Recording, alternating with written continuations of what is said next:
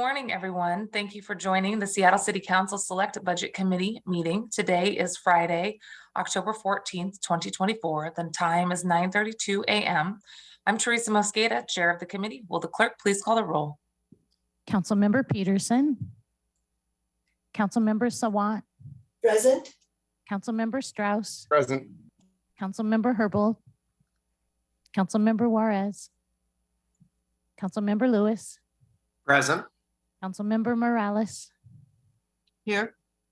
Councilmember Nelson. Present. Chair Mosqueda.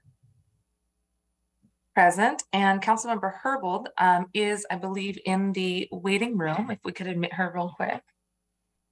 Wonderful. Hello, Councilmember Herbold. Good morning. Good morning. 7 present. Okay, thank you so much. I want to thank you all again for joining us. Councilmember Peterson has asked to be excused for the proceedings for today. If there's no objection, Councilmember Peterson is excused. Hearing no objection, Councilmember Peterson is excused. Colleagues, thanks again for joining us. This is day 4 of week 3, the 4th and final day of our deep dives into the department discussions. We have in front of us the opportunity to hear from the Human Services Department, which will also include some programs that invest in homelessness as well. We will then transition to item number 2, which is a conversation around encampments and cleanup under the proposed Unified Care Team and Clean Seattle proposals. And then we'll have the Parks Department and the remaining miscellaneous items. Again, the miscellaneous items that are carried over from Wednesday's discussion include Law Department, Office of Emergency Management, Office of Inspector General, Office of Sustainability and the Environment, the Seattle Department of Construction and Inspection, and Seattle Fire Department. Those miscellaneous items are pretty short. We will not actually have the department representatives with us. We just have the central staff memo highlighting a few issues within those categories. So really just 4 categories for us today: human services, encampment and cleanup, parks, and miscellaneous. If there's no objection, today's agenda is adopted. Hearing no objection, today's agenda is adopted. Well, let me just pause for a second to have the entire team breathe a collective sigh of relief. Our central staff team has indicated that they can extend the deadline for amendments within each of the city council offices until noon on Tuesday. So we have another 22 hours to consider possible amendments. So I saw cheers and a hooray. Thank you very much to central staff for that flexibility. And I don't know about you, but I am taking notes about ways that we can always be improving our process. And we've done some improvements and strategy changes, discussion changes this time around. But we will be looking for ways, or I will be looking for ways to try to give us a little bit more reading time between these meetings, because it is really important materials that central staff is providing for us. And I want to make sure that folks have the chance to read through it, as well as be present for your family, friends, and community during these tough weeks. So we will take the opportunity to hear from all of the departments today. If it helps you to sort of sit on the information and think about it a little bit more over the weekend, then you'll have Monday to work with your teams to get the final amendments prepared. And again, that is noon on Tuesday, October 18th. Thank you so very much. Deputy Director Panucci, did you want to add anything to that? No. Okay. Thank you all for the work that you've done. And I want to just get us right into our deliberations today. I see members from the Human Services Department on the line here. So Madam Clerk, could you go ahead and read into the record item number 1? Agenda item 1, Human Services Department and Homelessness for briefing and discussion.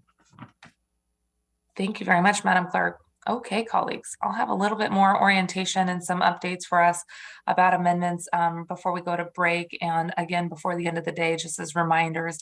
But I think we should jump right into our department deliberations. We are right on time at 9:35. I want to welcome to our panel here. The first panel, of course, will be the department.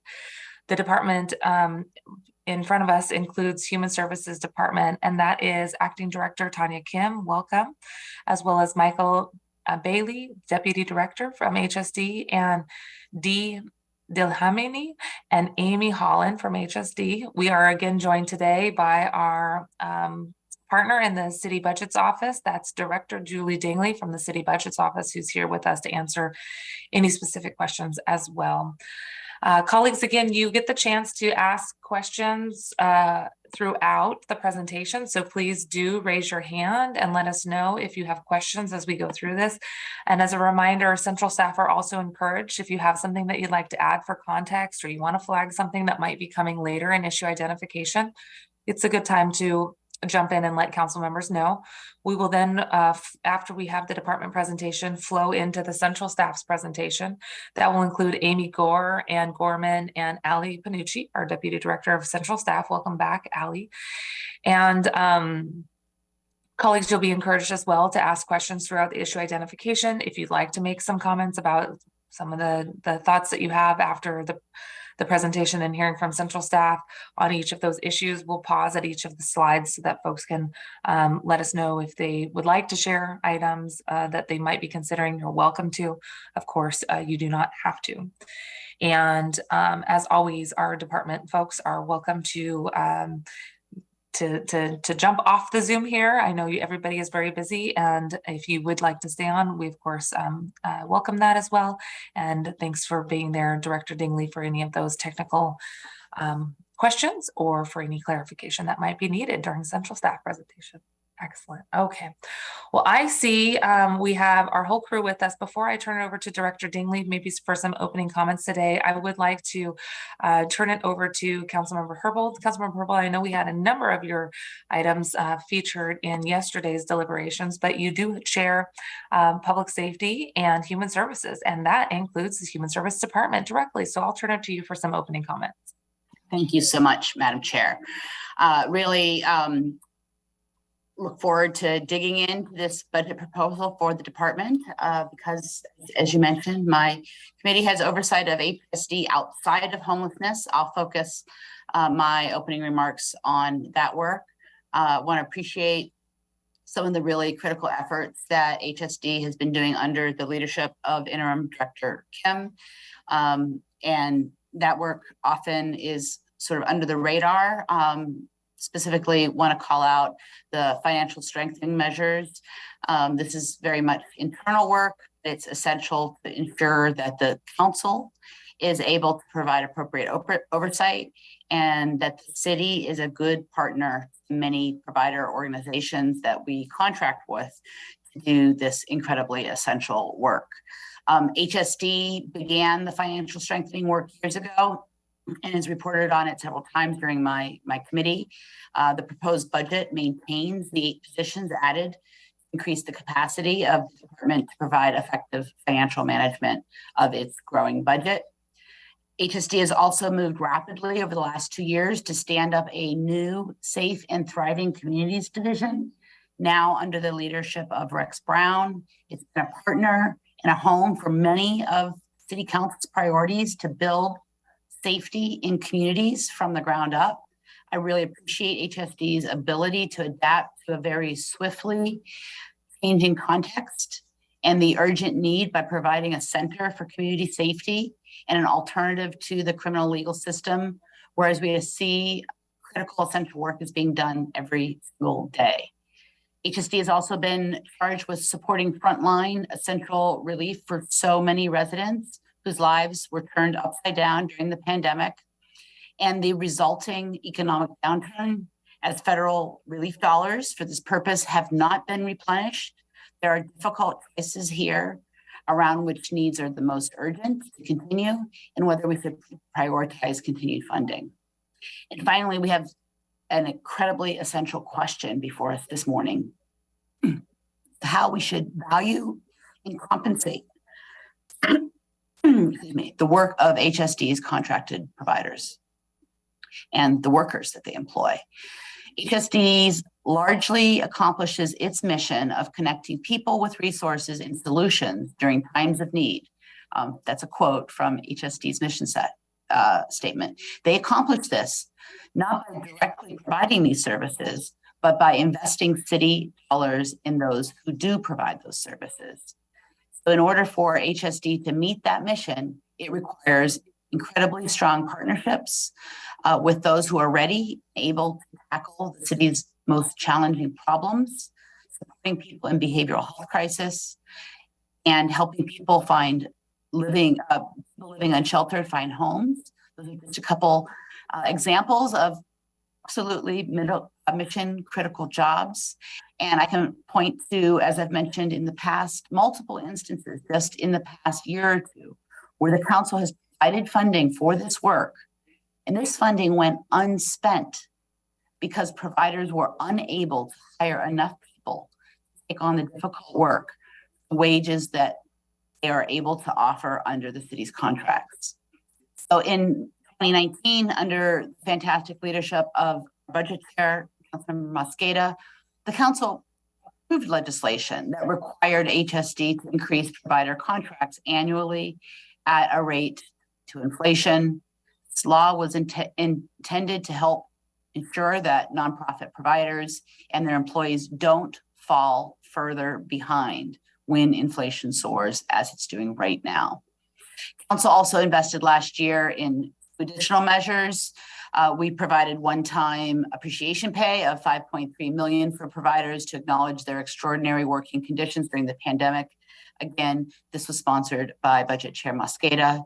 And I sponsored funding for a wage equity study now underway by researchers at the University of Washington to determine the true value of providers' work and recommend appropriate wage levels. The recommendations are expected in spring of 2023.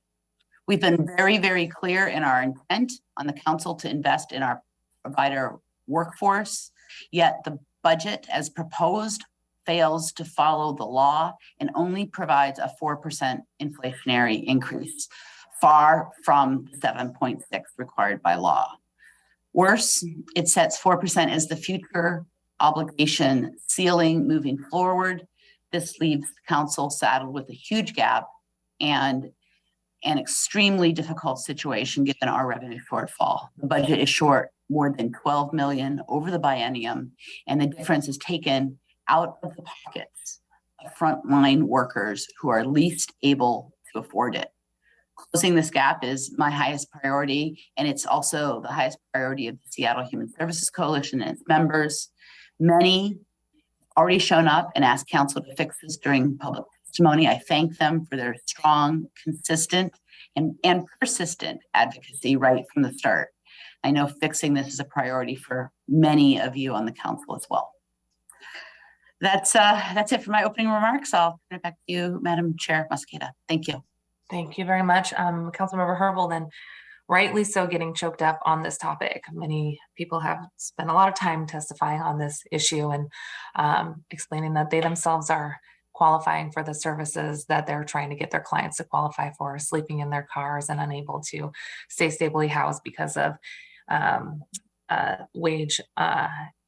wages not keeping up with the cost of living in this city. So appreciate the overview that you provided, appreciate underscoring the importance of that item, as well as many other items that HSD currently has oversight on.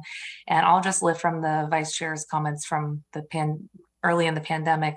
We know that HSD is really providing care and services to those who are experiencing the effects of the shadow pandemic. So thank you for all that you've done during this time. Thank you for the collaboration between the executive and the legislative branch to make sure that more people had access to care and that folks like childcare providers got additional support to keep their doors open and to pay their employees. So excited to hear about some of the things that you'd like to lift up in the budget. And again, we do see HSD as on the front line of responding to the shadow pandemic that is creating so much stress and trauma in our community. Good morning, Director Dingley, our final day, and you have been with us every day, so we really appreciate it. Please go ahead and welcome the panel. Great, thank you so much, Budget Chair, and good morning, everyone. My name is Julie Dingley, the City Budget Director, as you heard from Chair Mosqueda. I want to take a moment to just really appreciate the comments from Human Services Chair Herbold around the human service provider work, and also acknowledge that this is an incredibly difficult budget environment that we in the city continue to face. You know, this particular combination of inflation and COVID-19 and a looming potential national or global recession and the cessation of federal pandemic relief funds has left us in this incredible bind. And as I mentioned in the budget overview a couple of weeks back, we started to close this budget, or we started to build this budget facing a $140 million deficit. And so this budget is the very definition of difficult choices. And those choices, in making those choices, we aim to maximize the resources that we had available to us within the bounds of what was allowed. And in some places had to change that in order to make our choices more sustainable. And we'll get into all those details and can take many more questions throughout the day. But what I am comforted in knowing is that even in the midst of all those incredibly challenging circumstances, we have the absolute right leader ahead leading the Human Services Department who are ready for that challenge. I'm honored to be joined here today by Acting Director Tanya Kim, who, in addition to being an incredible human, is incredibly brilliant and thoughtful, and is, as I mentioned, the absolute right leader to be in this space. So again, I'm here for technical details, and potentially if you want to talk about macro context, I'm a great resource for that. The department's going to take your specific questions about policies and programs within the department and specific things about their budget. So I look forward to our conversation today. Thank you for having me this week. Also just wanted to give a quick shout out to the City Budget Office team who has been absolutely incredible, listening throughout the week, taking copious notes, making sure that we could get you all the information that you need. And also particularly today to the Human Services team. They are incredible public servants for which this work would not be possible without. So I want to thank everybody again, and I'll turn it over to Acting Director Kim to get into the details. Thank you very much. Thank you. Next slide, please. Thank you, Director Dingley, and good morning. Special thank you to our Budget Chair Mosqueda and our committee chair, Councilmember Herbold, and the committee council members as a whole for the opportunity to present on the Human Services Department's 2023 and 24 proposed budget. Here you can see, Councilmember Herbold just gave such a lovely, passionate opening. And so for brevity's sake, just wanted to give you a quick overview of what's to come. So here is, again, a visual of our mission and our impact areas that we invest in. Next, we'll have Dee, our interim CFO, summarize our proposed budget and give overall changes. Michael and I will highlight some of the individual changes, and then we'll get into question and answers. But I did hear that we may entertain questions throughout the presentation as well. And so we are flexible and here for you. Next slide, please. It's a challenging time, and no matter what the revenue forecast is, we do our work through the lens of racial equity, as mentioned. And so it is really important for you to know that we lead with race. We use data to inform our results-based investments. And our proposed budget prioritizes services where disparities exist. We work with over 170 community-based organizations and have contracts as well as provide direct services. And so this is fundamental to our approach and our commitment to achieving racial equity. With that, we're going to jump into it. And so I'm going to introduce Dee, HSD's interim Chief Financial Officer, who's been here for a month. So please welcome Ms. Dee. Thank you, Director Kim, for the introduction. I'm going to jump right in. The 23-24 proposed budget for the Human Services Department is $305.5 million and $307.5 million respectively. Excluding the end of one-time funding for COVID response, HSD's 23 proposed budget actually is increased by 10% over the 2022 adopted budget. This increase is really driven by increased staffing capacity for community safety and homelessness response, which you'll hear more about later in this presentation. It also includes 20 positions for aging disability case management services that are funded by a 10 million increase in state and federal grants acquired this year. Before we discuss reductions, it's important to note, I think that the proposed budget reflects changes in appropriation due to end of one-time funding for the COVID response, not only for COVID response, which is significant, but also carry forward for community safety capacity building and projects launched by the Equitable Communities Initiative, as well as grants that were appropriated in prior years, but will continue to have future spending.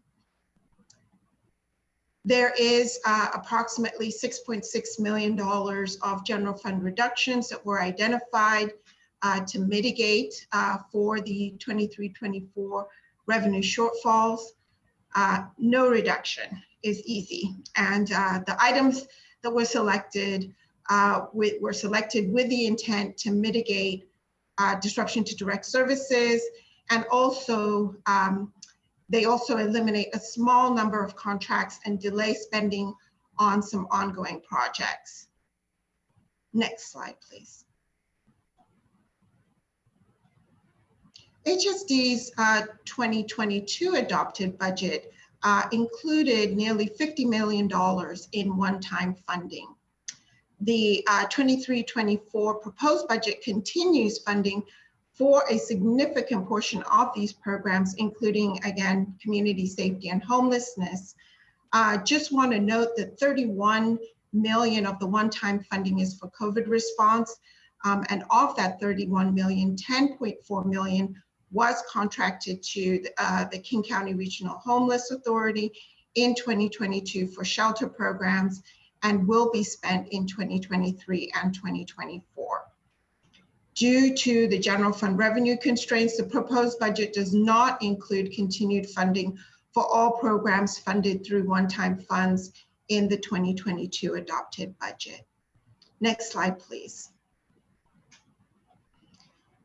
So this graph provides the visualization of the different colors of money, no pun intended, that fund some of our city's most essential services. On the left, the pie represents a breakdown for our full department budget of the 305 million in 2023. The smaller graph on the right provides a breakdown of our human services fund that's made up of federal and state grants and other local funding. As touched on earlier, over 40% of our general fund dollars are being transferred to KCRHA to support their homeless programming. Now I'll turn it back to Director Kim. Thank you.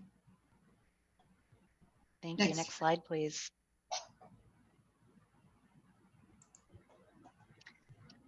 Thank you, Dee. Not bad for 1 month on the job. In the next set of slides, Michael and I will highlight adds and reductions as part of HSD's proposed budget. We're going to begin, and you spoke a little bit about this already, the provider contract inflation. This 4% inflationary increase to HSD's service provider contracts will add 7 million in 2023 and over 14 million in 2024. The proposed budget anticipates the passage of a companion council bill that limits inflation increases to 4% or CPIW, whichever is lower. And just technically speaking, it's important to note that this 4% level is a limit to the amount the city is legally required to pay. It is not a limit to what could be paid if additional resources were available. Now, Councilmember Herbold and other, council members and folks in the community have already expressed their sentiment around this. I will just add that I think we all agree we all agree that providers do essential work day in and day out. And as Director Dingley stated earlier, this initial budget presentation, or from her initial budget presentation, that this was a particularly difficult decision due to the challenging financial environment. I guess I just don't want to pass this up to, you know, we're all in this together. So thank you for expressing additional feedback. And then with that, we're going to go to Michael, who We is should going stop to. on this slide for a second if you Oh, can. absolutely. So I want to add some things to what the vice chair has noted here today. And again, I want to reiterate some of the points that we've been making throughout the entire week. The council is going to express frustration about policy and proposals. We're not expressing frustration to any one person, and definitely am not trying to make this into the personal discussion. This is all about policies and priorities. So it is important, though, that when we talk about a budget being a moral document, we remind ourselves about how to use those scarce resources. And that's what I think this council is really lifting up throughout the last week or so. It has been a very challenging time for these folks on the front line, as you all know very well. And I think that the crisis that people see on a daily basis in terms of helping to make sure that people can stay stably housed, get into housing, get off the street, get necessary food. The crisis that they're seeing is something that they're experiencing. They're experiencing it because we have historically underinvested in our contractors who do this work. And we've known this for decades. I want to add to what Councilmember Morales said, or Councilmember Herbold said, and I also want to thank Councilmember Morales and Devin on her team. I want to thank Councilmember Herbold and Christina on her team, Councilmember O'Brien and Jesse Rollins for their work in the past years. The council president has expressed concern about this year around as well. And I'm not trying to sound like a broken record, but I do want to make sure that we are underscoring the importance of this issue, not out of context with the tough budget decisions that we have to make. But again, for context, right? In 2018 alone, just in the time I've been on council, not even to mention the work that had happened before I was there. In 2018, I sponsored the one-time budget amendment to increase the HSD provider contracts to meet the current inflation at that time, which was 5.8 million. In 2019, sponsored legislation and broad support from the council that many of the members currently here to provide those provider contracts and keep up with the CPIW, which is the cost of living inflation. And we still have scars from that battle with then Mayor Jenny Durkin. I want to thank the then council president, Harold, for his support on that initiative as well.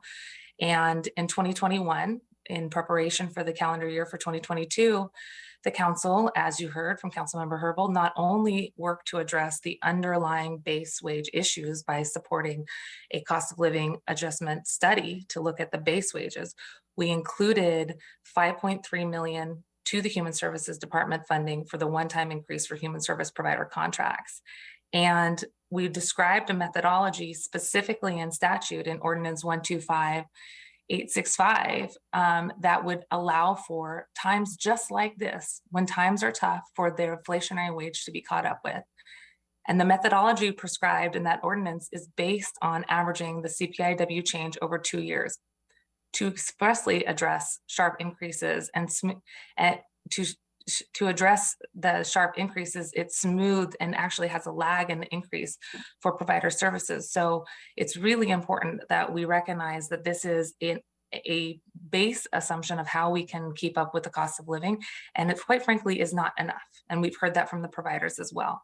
So at the very least, I think that we are in a place to want to protect what is in statute. And I don't think this is a surprise to anyone, but I just want to take the opportunity to say, protect what's in statute, do more as we look at the report that Councilmember Herbold noted that's coming in the spring, so that we're not time and time again in this situation where we're creating patchwork solutions to help our human service providers from falling further behind. For those to care for others, they need to be cared for. And that's what I think we're going to try to write in our amendments as we move forward. I don't think it's a surprise that, as you've heard, I am definitely interested in putting forward an amendment. I know Councilmember Herbold is interested in that too, and expressed that. And I think together our council is going to help try to close this gap. And I do want to also underscore as well, though, you know, offering some flexibility for the higher than anticipated funding that was coming in from Jumpstart, again, was intended to close budget gaps and prevent austerity and prevent cuts. And as I said on Tuesday, this is a cut. This is a cut to human service provider wages that they were anticipating. So we do have limited resources. We have offered some flexibility, and I think some good faith conversations that we've had between both branches of government.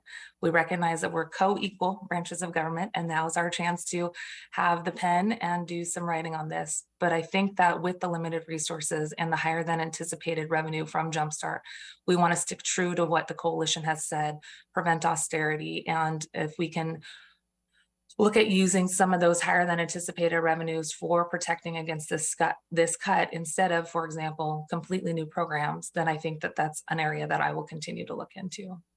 Councilmember Herbold, would you like to add anything? Yeah, I have a question, but before I ask it, I just want to thank you again publicly, Councilmember Mosqueda. I have thanked you privately for your connecting the dots between the flexibility that we discussed in August as it relates to Jumpstart and our intentions about how that flexibility was supposed to serve the goals of Jumpstart as it relates specifically to this particular body of work, and ensuring that we don't have cuts not only to our own to workers who work for the city of Seattle, but also so that we don't have cuts to workers who are contracted to do the work of the city of Seattle. So really appreciate you linking revenue issue with this funding need. A question I have was just a clarifying question. The 4% inflationary increase to HSD's service provider contracts, does that include the contracts that we are funding King County RHA to execute? It does. Thank you. And thank you again, Director Kim, and of course, Director Dingley. Want to make sure that we underscore our appreciation for your work collectively, the work of the city, the work of the budget office to try to address these issues. But I think for the record, really wanted to make sure we also explained where I think some of the council members' comments are coming from, and given the history on this, I just wanted to draw that out a little bit more. Again, not intended to be a debate with the folks that are here. We know that it's a broader conversation. So wanted to just put that out there for the purposes of discussion with council members as we continue. Okay, anything else? All right, let's keep going. Okay, great. Thank you for that. And HSD is standing by. Okay, so now we're with Michael Bailey to walk us through another set of slides. All right, so thank you, Director Kim, and members of the Select Budget Committee. Thank you for the opportunity to join you today. Likewise, thank you for your continued support towards advancing the department's mission, which we've noted a few times today, so just want to acknowledge that, and also happy Friday. All right, so the city recognizes the growing need to support individuals living in RVs and vehicles. As such, the proposed budget offers funding to support safe lots, which can also be referred to as safe parking programs. I recognize that we have the general public listening, so for clarity, safe lots are intended to provide individuals living in RVs and vehicles with a private and welcoming place to receive meaningful supportive services. Those supportive services may include case management or perhaps housing assistance aimed at helping those individuals successfully transition into permanent housing. These investments are also intended to help reduce the number of vehicles and RVs currently residing on the streets of Seattle and in other public spaces. So the first item listed here adds $3.4 million to support programming and operations for a safe lot contract that was awarded earlier this year by the King County Regional Homelessness Authority, hereafter referred to as the Regional Homelessness Authority. Those funds would also work to fund operations for additional safe lot spaces in the future. The second item that you see here, the $2.6 million investment, would support the startup and development of several new safe lot sites. It's important to note that both of these investments will be transitioned from HSD to the Regional Homelessness Authority. Once in possession of the funds, the Regional Homelessness Authority will be responsible for identifying land to house the safe parking lots, contracting out services, and also selecting a site operator. The Regional Homelessness Authority estimates that these spaces will serve approximately 195 vehicles per year. Next slide, please.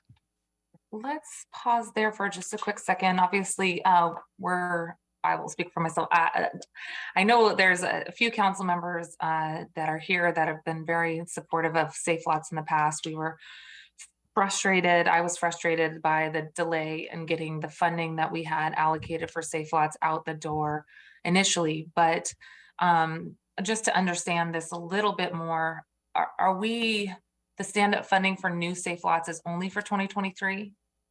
Is this because it's just for stand-up funding and not needed for operations? It's one time in nature, and we're not going to be like closing down any Safe Lots after 2023 at in this proposal, right? Correct. So the first item is to sustain funding for the current contract that was awarded. There's also funds for continuation. The second item that you reference is for stand-up. So that's going to be for additional Safe Lot spaces in the future. Okay, and I have a follow-up question, but it might be what Councilmember Herbal may be asking. Councilmember Herbal? So I have a question about the item funding to sustain 35 spaces. I just have a question about what your understanding is of that initial project. I was under the impression that the RFP was developed to support both a safe lot for people who are living in their RVs, but also a place for people who might be ready to take a chance on housing, but don't want to give up their RV. So a place to store unoccupied RVs. What I'm pretty sure I've received as an update from King County RHA is the Safe Lot program that they actually ended up funding with the dollars provided by the city doesn't do either one of those things and is more a place. It supports a sort of more of a place to allow people to bring their vehicles that may not be operable for repair. So I'm just concerned that the original intent of the source of the money that the city provided that did end up going to King County RHA and that they did end up doing an RFP for isn't actually being used for the purposes intended. Certainly. Outstanding question. I'd be happy to work with the RHA to provide additional details. My understanding is that the RFP is intended to meet both of the parameters that you outlined, both the storage and the supportive services on the actual Safe Lot. However, those funds have been transferred to RHA, as you mentioned, so they would be the best individuals to speak on that. However, we are committed to providing you with that information. Thank you, Michael. Certainly. Thanks so much. Yeah, that was part of the question that I had too, as to whether or not we're advancing funding for the storage concept that Councilmember Herbold supported in the last 2 years, and also the concept of the RV nest model, right? Allowing for folks who live in RVs to be able to have a safer place to park while they secure either a place to live indoors or a Safe Lot spot. Is the RV nest model anything that that we're contemplating in this proposal? Hi, Amy. Oh, sorry, Michael. I saw Amy pop in, but if you have an answer, we'll take yours and then we'll go to Amy's as well. Certainly. So this proposal, the funding that you have here is specifically for the Safe Lots. Amy, happy to hear your response as well. Hey, And Amy, you're still currently on mute. Sorry about that. I haven't presented in a while. I've lost it. So I was just going to say that I do know that the cost per unit came in higher than anticipated as a result of that RFP, and that might have impacted the amount of funding for these other components, including, like you say, the storage and the nest model. So I will reach out with Michael to KCRHA to understand exactly how that funding is divided up at this point. Excellent. Thanks all. Let's continue. All right. And next slide, please. All right. So this slide highlights the city's investments in tiny home villages, which also serves as a resource for supporting individuals living unhoused. The first item adds one-time funding for startup and development of 50 new units and adds ongoing funding to support operations and services for the new units. These funds will be transferred to the Regional Homelessness Authority to administer and contract.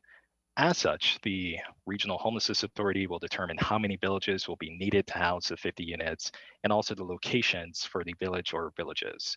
To clarify, this investment is separate from the co-lead tiny home village investment that we'll discuss in one of the upcoming slides, but just wanted to call that out. The second item that you see here replaces one-time federal funding with ongoing funds for the South End Tiny Home Village. For clarity, the South End is currently being supported by one-time federal COVID relief funding. The proposed investment would allow the city to maintain the 40 units currently located at the Tiny Home Village by ensuring ongoing funding. For the proposed 2023 budget, that investment comes out at $750,000. The third item adds ongoing funds to operate the 68 units at the Camp Second Chance Tiny Home Village. These units were in part funded with one-time funding in the 2022 adopted budget. We'd like to point out that the Regional Homelessness Authority estimated the total cost to sustain the village to be approximately $1.2 million, and also believes they have approximately $702,000 in ongoing funds to support Camp Second Chance. The remaining amount needed based on the Regional Homelessness Authority's estimate is $498,000. As a result, our proposed investment for this item comes out to $498,000. Thank you so much. And I want to also welcome Councilmember Lewis, who chairs Homelessness Services and Public Assets. I know that we're going to hear from you in the opening comments for the next section. I didn't get a chance to flag the crossover with Homeless Services here. So Councilmember Lewis, thanks so much for raising your hand. Of course, feel free to ask your question, but if there's anything else you'd like to share, feel free to do that too. Thank you so much. And Michael, it's good to see you and hear you here in this presentation. Appreciate all of your work this year on standing up a lot of these initiatives, including the initial effort to get the new South End Village stood up. So I have a couple of questions related to the South End Village ad. It's being funded here for $750,000. I just want to clarify, because the $750,000 for 2022 for South End Village was based on operating that village for about half of the year. So an annualized operating number, I imagine, would have to be higher. And it seems like that's not being factored in here. So can you explain a little bit of the department's thinking how this will be a sustainable amount of money to operate those units? Certainly, and I'd like to collaborate with the Regional Homelessness Authority just to confirm additional funding sources. Also like to confirm with Lehigh. I recognize that they often get philanthropic dollars, so that may have been a factor. I want to provide you with accurate information, so I will be timely in my response. Is there a reason the KCRHA isn't here to talk about some of this? I haven't really thought about that till now, but they seem conspicuously absent from the panel. And it seems like a lot of your questions are pivoting to a lack of information from KCRHA on implementation. I mean, that's less of a question for you, Michael, than just generally. I don't, like, was that an oversight on our part? Did we not invite KCRHA to be on the panel? I'll take that as rhetorical, but we'll go ahead and say that HSD leadership is just presenting on our overall budget. And although RHA is a very important partner of ours with this topic, we did not include them in the presentation. However, it's a great question for the future. Well, this is now, I think, the third question about how the circle gets squared on some of these homelessness investments, and everything seems to be a pivot to KCRHA holding the answer to that. So I wasn't asking it rhetorically. I was asking that question very literally. I'll just say that, and I do hope for turnaround on those answers so that we can craft a budget that is responsive to the situation we're facing take that for what it is. But I guess just flagging as one of the issues now, it does not seem like the South End figure is annualized to operate that village. From just my first glance, it seems like it's a transposition of the 2022 amount of funding, which was on a unique timeline because that village didn't open till May or June. So that's something we need to figure out. I do also just want to ask some general, I don't know if this would be the time, Madam Chair, to ask some general tiny house questions. This looks like the tiny house slide. I think that is fine, Councilmember Lewis, and we did have a conversation with KCRHA, just letting them know that we would just be keeping this to the Human Services Department because of the breadth of everything to cover today. So want to make sure that folks know that we did that in partnership. I let them know in part that I was going to be doing that, and that we would be keeping it to department specific items here today. So I think that they are at the ready to help answer any specific questions, but I wanted to keep it to just the city family for today.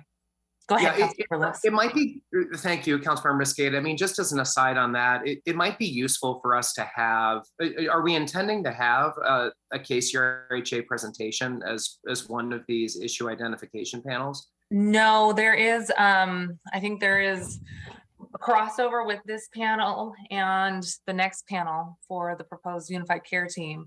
But really because of the structure and I think our reliance on you and Councilmember Herbold as members of the governing board, I think we are just keeping to the lane of city departments here. But I see Amy Gore has her hand raised as well. I just wanted to make sure if she had something to add before we get to your questions. Oh, Amy, sorry, you're on mute still. Every time I try and take my hand down, I forget to unmute. So I just wanted to, add that, as you probably know, Councilmember Lewis, but I want to make sure everyone knows that Lehigh has identified a gap of 280,000 roughly particularly for the South End Village, again, because of this annualized issue. And we will continue to work with KCRHA to make sure we are not missing any potential funding that they have to support that for the ongoing funding.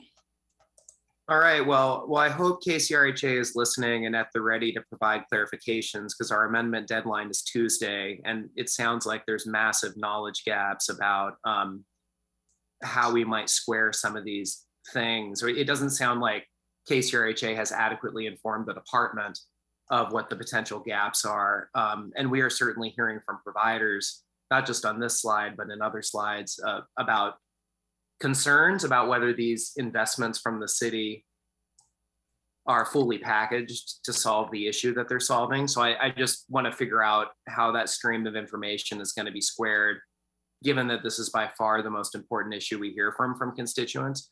So I'll move on to a few additional questions, but I guess the answer will probably be the same, that we have to wait to get answers from KCRHA.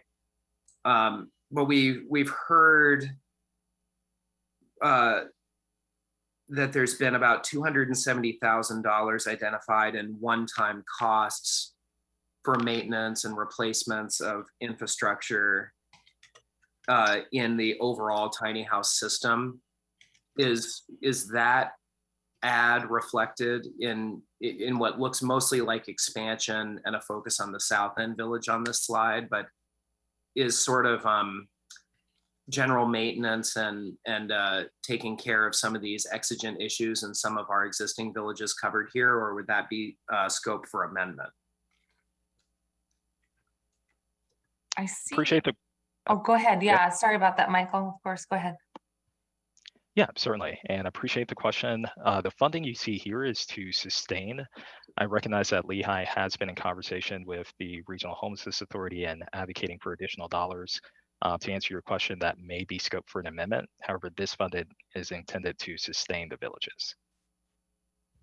Okay, and sort of related to that, one of the really important ads the council put forward in 2021 was $600,000 for one-time, 450,000 of which was one-time, and 150,000 in ongoing funds to expand behavioral mental health services in a lot of our tiny house villages, a very critical asset given the population that we seek to serve with the tiny house villages. Is that money reflected as an ongoing commitment in this budget? And if so, for how many sites? That money, as I understand it, currently supports about 6.5 FTEs for behavioral mental health specialists. Are we cutting that service in this budget, or are we continuing it?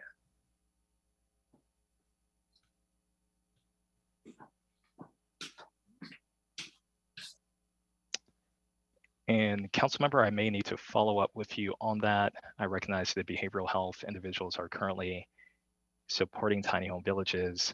I am not prepared to speak to a ad here, but can be timely in my response.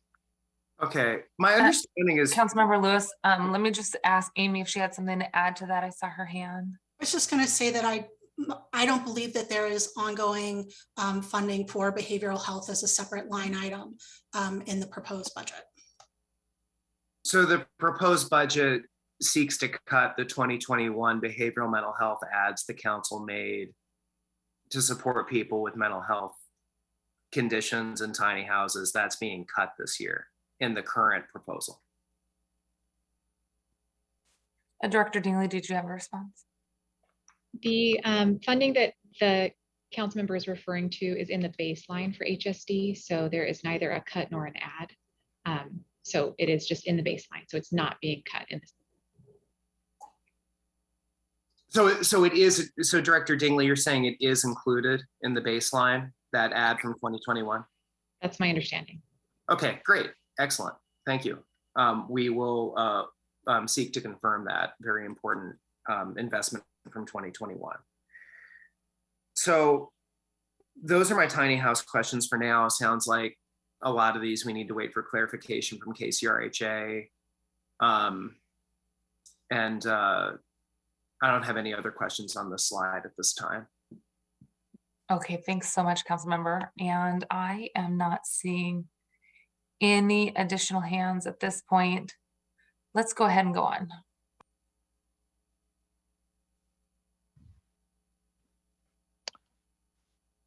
All right, so as we transition into the Unified Care Team budget items, I'd like to highlight for the viewing public that the Human Services Department is a member of the Unified Care Team, or UCT for short, along with several other city departments. HSD is not responsible for convening or directing the UCT, although we do have a specific role in supporting the team's work.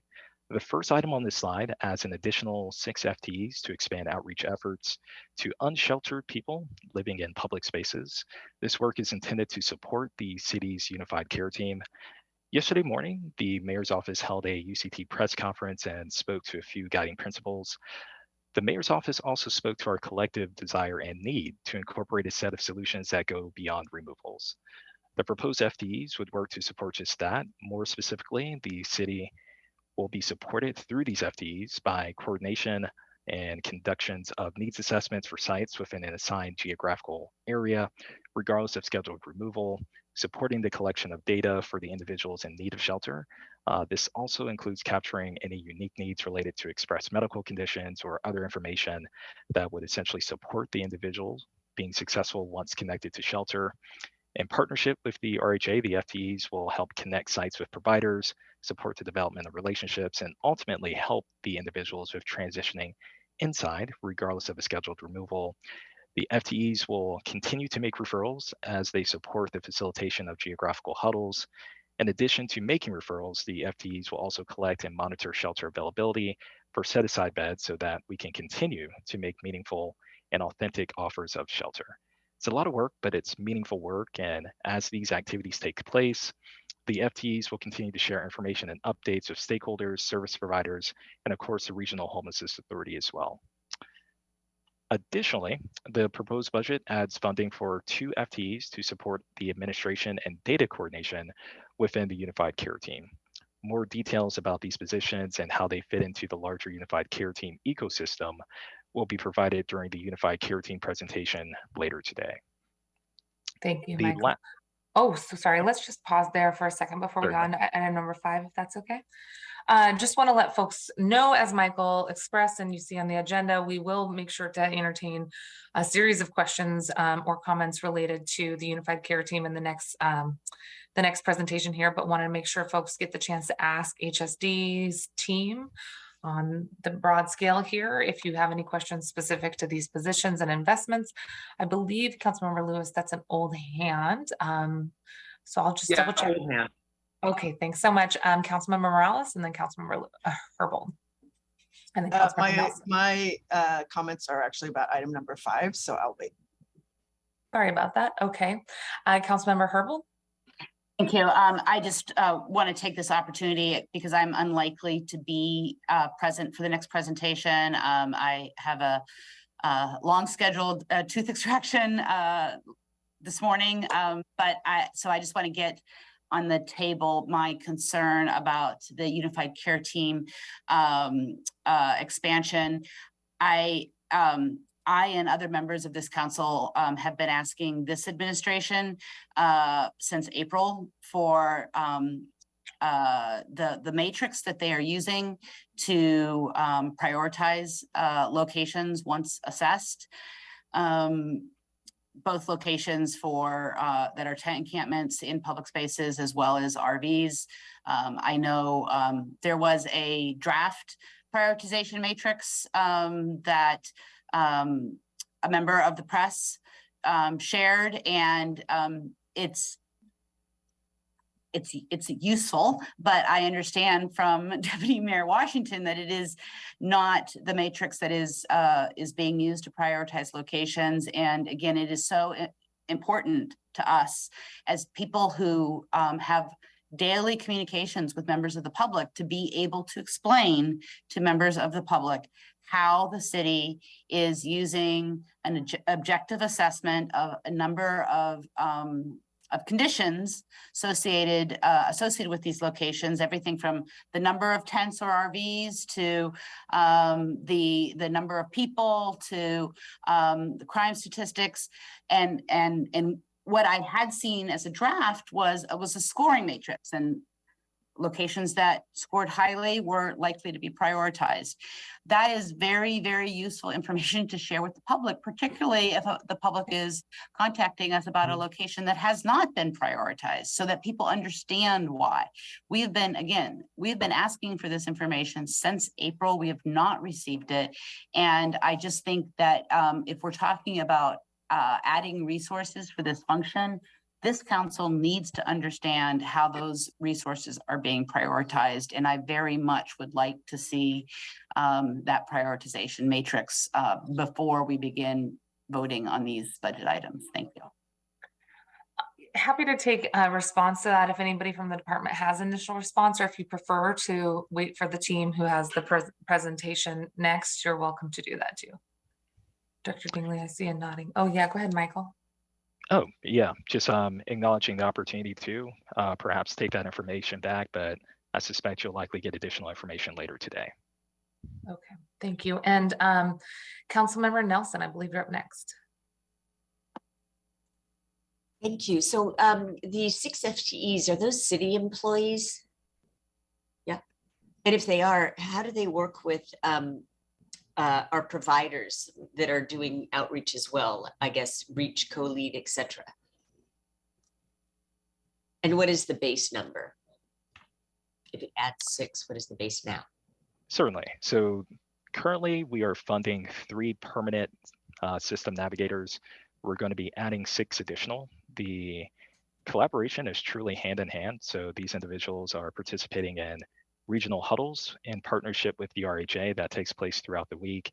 There's also a general outreach call every week, every Wednesday morning, and there's routine check-in. So as sites are identified, these individuals are essentially helping to project manage the sites to ensure that everybody gets a legitimate offer of shelter. So it's truly in support, it's truly collaborative, and in partnership with the other folks doing this work. Thanks. Thank you, Councilmember Nelson. Yeah, Councilmember Morales, please go ahead. Sorry, now I do have questions about this item. So I think maybe Councilmember Nelson and I are trying to get to the same question, but can you tell us how many FTEs are part of the overall team across the 13 city departments? That would be a wonderful question for the upcoming presentation. Prepared to speak Okay. to the HSD ads, but the UCT, as far as the larger ecosystem, the following presentation would likely answer those questions. Can you tell me if there is a goal beyond referral, or what happens after referral? So once an individual is referred to shelter, we're looking to RHA to help move that individual through. That's a great question for the RHA, and I think dovetails with a lot of the work that they're doing right now in the downtown core. Our relationship is with supporting individuals, getting to them sooner, and ensuring that they have what's necessary to transition into shelter. Being that that is our isolated role, we will look to RHA to support the individuals once in the shelter, since they have those contracts currently. So does this team ensure that people receive shelter and services? Yes, so the team is responsible for ensuring individuals located at priority sites are connected with a service provider. So you mentioned several organizations earlier. Their goal is to work hand in hand with those organizations so that the individual is offered shelter and essentially referred into the shelter system. So I guess I'm not asking if they are offered shelter. I'm asking if this team ensures that people receive shelter and services. I believe, and to clarify, so this team would engage a priority site or a site within a geographical region.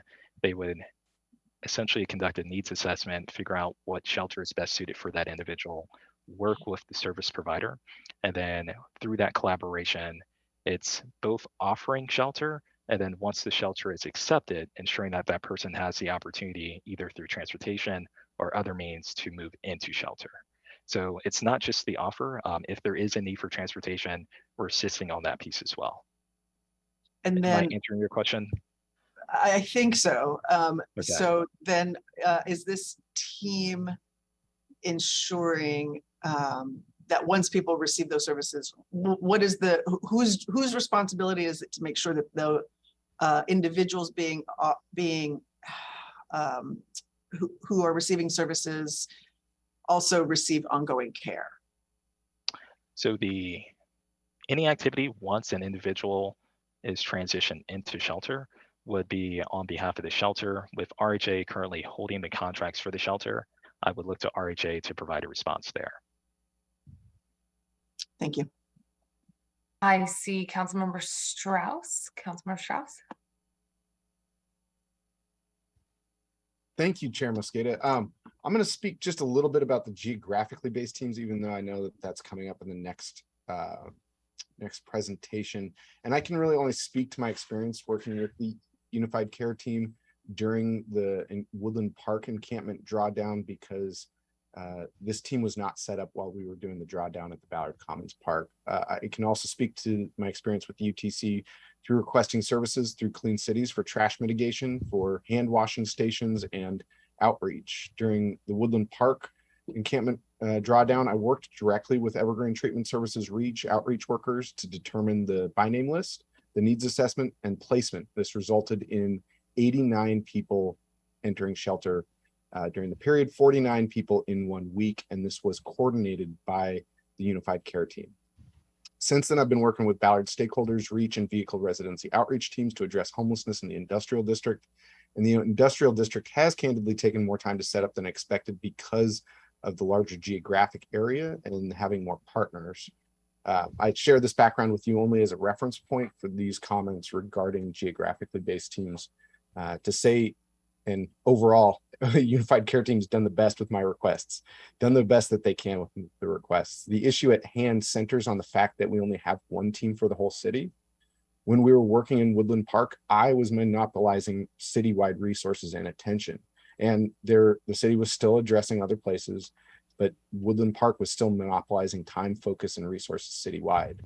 If we had geographically based teams, we could have only monopolized Northwest Seattle time and resources, allowing time and focus throughout the city to continue. Since Woodland Park, and even during that time, there have been great needs in my district for trash mitigation and hygiene stations. And again, UCT is doing their best to address the Clean Cities routes I've requested. And because the team is citywide, it is hard at times to get attention because we also have different people running the Clean Cities routes each time, dividing connectivity of our city family to the work we are doing. And the way this formally works is I drive, walk, bike my routes around my district to see the current status of encampments where needs are greatest. And I see firsthand when the city's clean city teams are completed and when they're overlooked.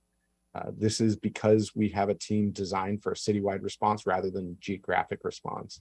And additionally, when I have requests, I have to take them essentially to the executive team because we don't have geographic teams. If we have geographic teams, we would have the same people doing the Clean Cities routes and able to see how folks experiencing homelessness are doing week after week. Having the same people interact with folks experiencing homelessness every week builds trust, it builds knowing of people, it allows the ability to see if someone on the streets is declining or improving. Geographic teams would mean that I would have a principal I can work with who is not on the executive team in the mayor's office.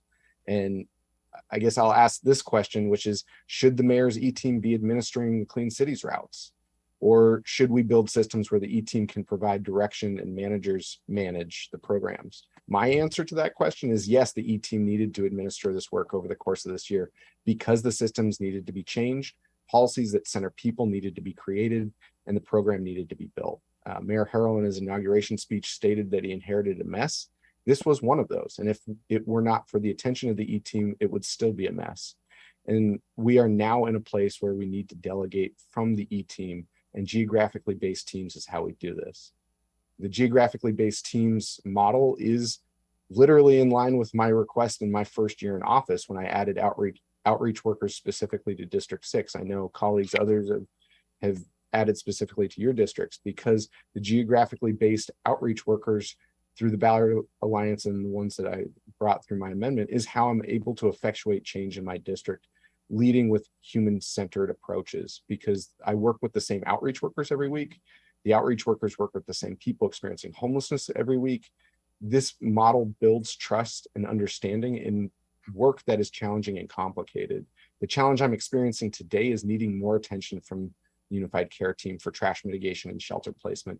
This is a challenge because anytime I make a request, I'm pulling attention from another part of the city. And to be effective at addressing homelessness at the scale of this crisis with that human-centered response, we need these geographically based teams.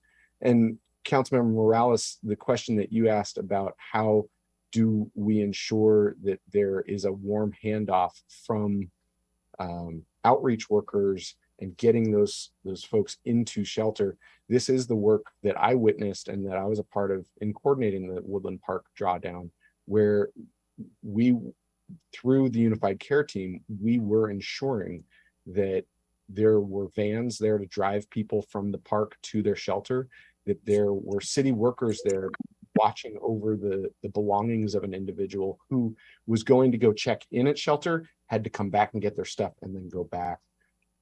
The issue at hand is that we need more attention, and rather than a citywide response, we do need a district response. Chair, that was a very long way of saying I support the geographically based teams. Thank you for giving me that moment to speak just now.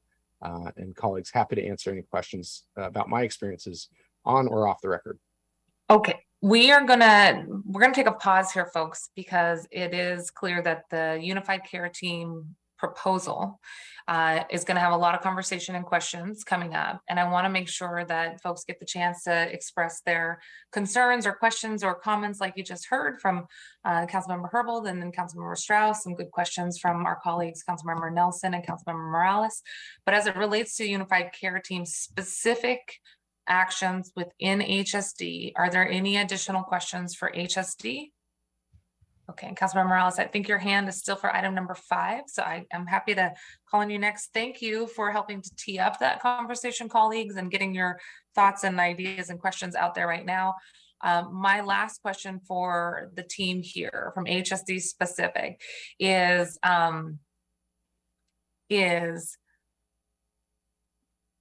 whether or not this team is a substitute for when the KCRHA team doesn't get a 60-day advance notice. So if the KCRHA team, the folks that they work with, including REACH, are really focused on having adequate time to make sure that people have a referral, and not just a referral, that they get into housing or shelter. If they don't have that sufficient time, I understand that there is not an interest in like a rushed process, and that they really want to have sufficient time to get people in. So is this team kind of the backup team when a encampment removal wants to be advanced and there's not enough time given to KCRHA? Is that what this team is doing? Is moving folks if the KCRHA and REACH team don't feel that they have sufficient opportunity to get people in? It's a great question. I would argue that this team is intended to help ensure that we have that advanced touch point. So recognizing that the request for lead time is really a request to develop relationships. Things are changing. Sites are dynamic. There are times where we need to address sites sooner than originally expected. We're still committed to working with outreach providers to provide that information, recognizing that a lot of those individuals have already established relationships. And just because we move up the timeline doesn't mean that they don't want to be involved. So there's no cookie cutter answer to that. I would say that the system navigators are there to help project manage the sites. The additional FTEs here would ensure that we continue to have that advance notice. And in fact, we're hoping that these individuals can help collect information to bring back to the providers so that we can further improve that relationship development. All right. Thank you, Michael, for fielding those questions, and recognize that they do go into our next presentation, but thanks for helping us get centered on what the HSD team would be doing here. Let's move on. Item number 5. All right. So the last I'd add on this slide outlines an investment to sustain funding for the Lighthouse Soto Shelter in 2024.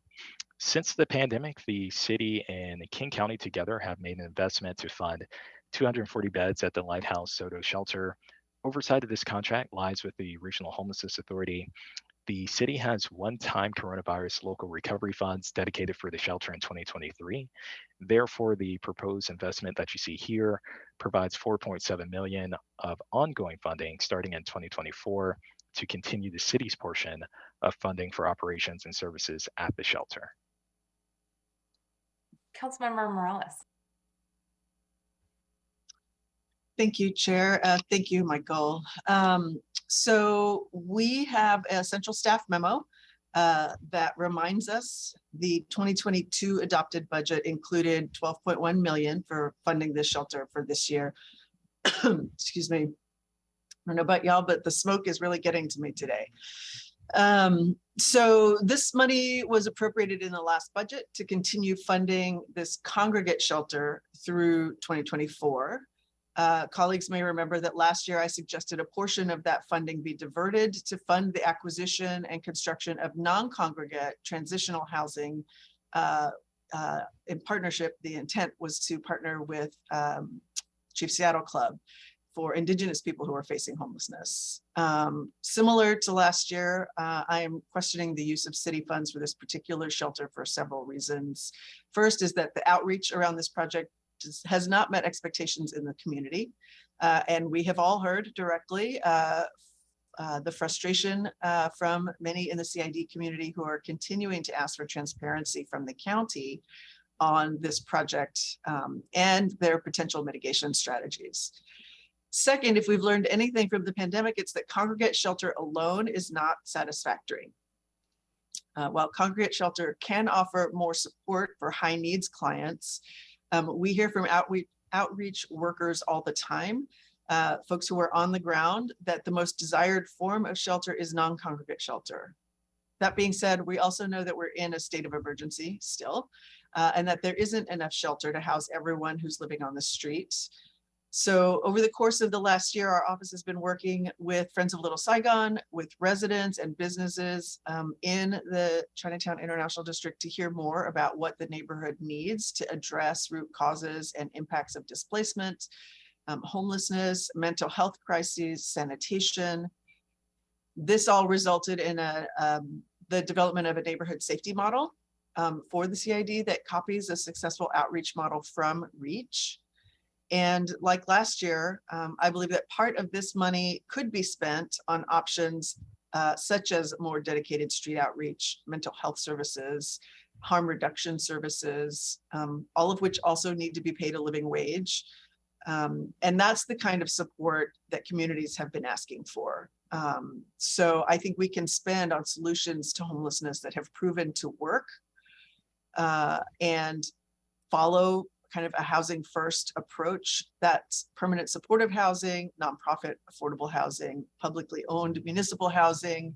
There are ways we could be doing this that serve our community members better. And I look forward to discussing some of those options with colleagues over the next few weeks.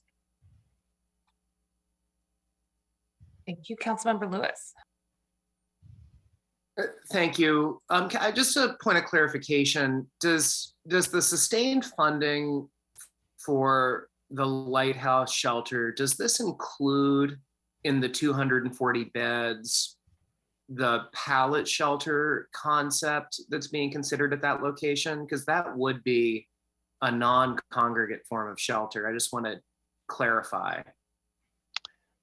Thank you for the question. So this funding would sustain the current operations. It does not include any future or anticipated expansion efforts. Okay, appreciate that. Thank you, Councilmember Lewis. I think we can move on. All right, next slide, please. Okay.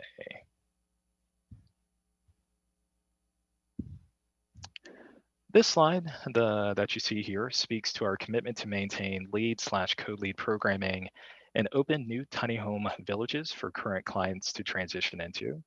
During the pandemic, LEAD, which is operated by the Public Defenders Association, developed a new service model to emphasize lodging and wraparound services for clients who were experiencing homelessness. This model became known as co-lead. The proposed budget sustains $10.3 million in base funding and includes that amount, or increases that amount, excuse me, to 10.7 to reflect contract inflation. The proposed budget also offers a one-time investment of $1.3 million for the PDA to establish and operate tiny home villages for their 72 co-lead clients, and also provides ongoing funding of $1.3 million to maintain current hotel lodging for clients served by the combined co-lead/lead model until tiny home spaces are operational in 2023. This allotment is also intended to pay for the ongoing cost of providing wraparound services and maintaining the tiny home village spaces moving forward. And I see that we have a question. Yes. Thank you so much. We had Councilmember Lewis first up in the queue, but he accidentally just got kicked out of the meeting. So I want to make sure that he gets admitted when you see him pop in.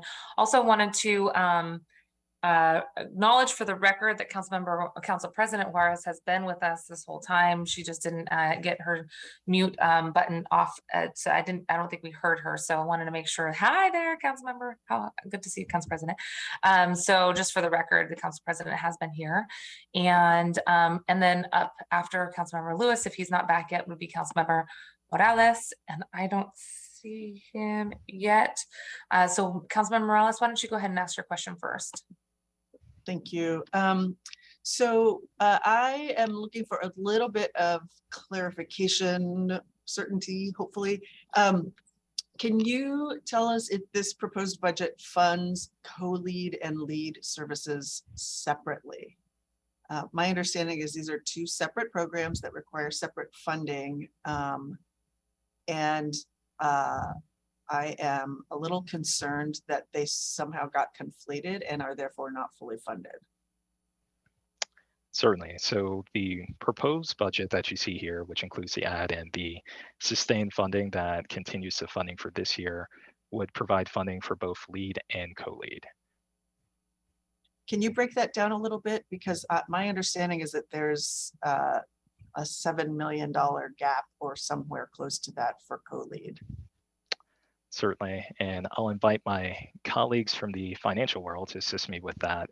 But if I could address the shortfall, earlier this year, and I indicated this in my remarks here, there was a desire to model a new project, which is essentially the co-lead product. And in doing so, there was a restructuring of the current funding. The budget that you see here would continue that funding. I do recognize and acknowledge that the service provider may intend to restore original funding levels to sustain the LEAD program as originally intended. However, the funding offered here, both in the base package and in the ad, represents what we currently have as of 2022. So I will invite anyone from CBO or from finance to provide additional information and or clarity. I can speak to that, Michael. So based on the current funding that we have for the LEAD and the co-lead programs, and the current arrangement we have with them in operating those programs, the 2023 budget includes 5.3 million of ongoing funding for co-lead and about 6.7 million of ongoing funding for LEAD. And what was the original request? Is that the same as what was being provided before? That includes the additional 1.25 million that is added in the proposed budget of ongoing dollars.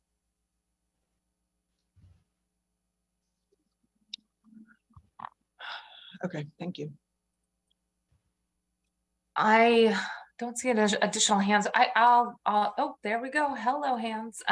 Let's have Deputy Director Panucci add additional context, and then we'll go to Councilmember Herbold.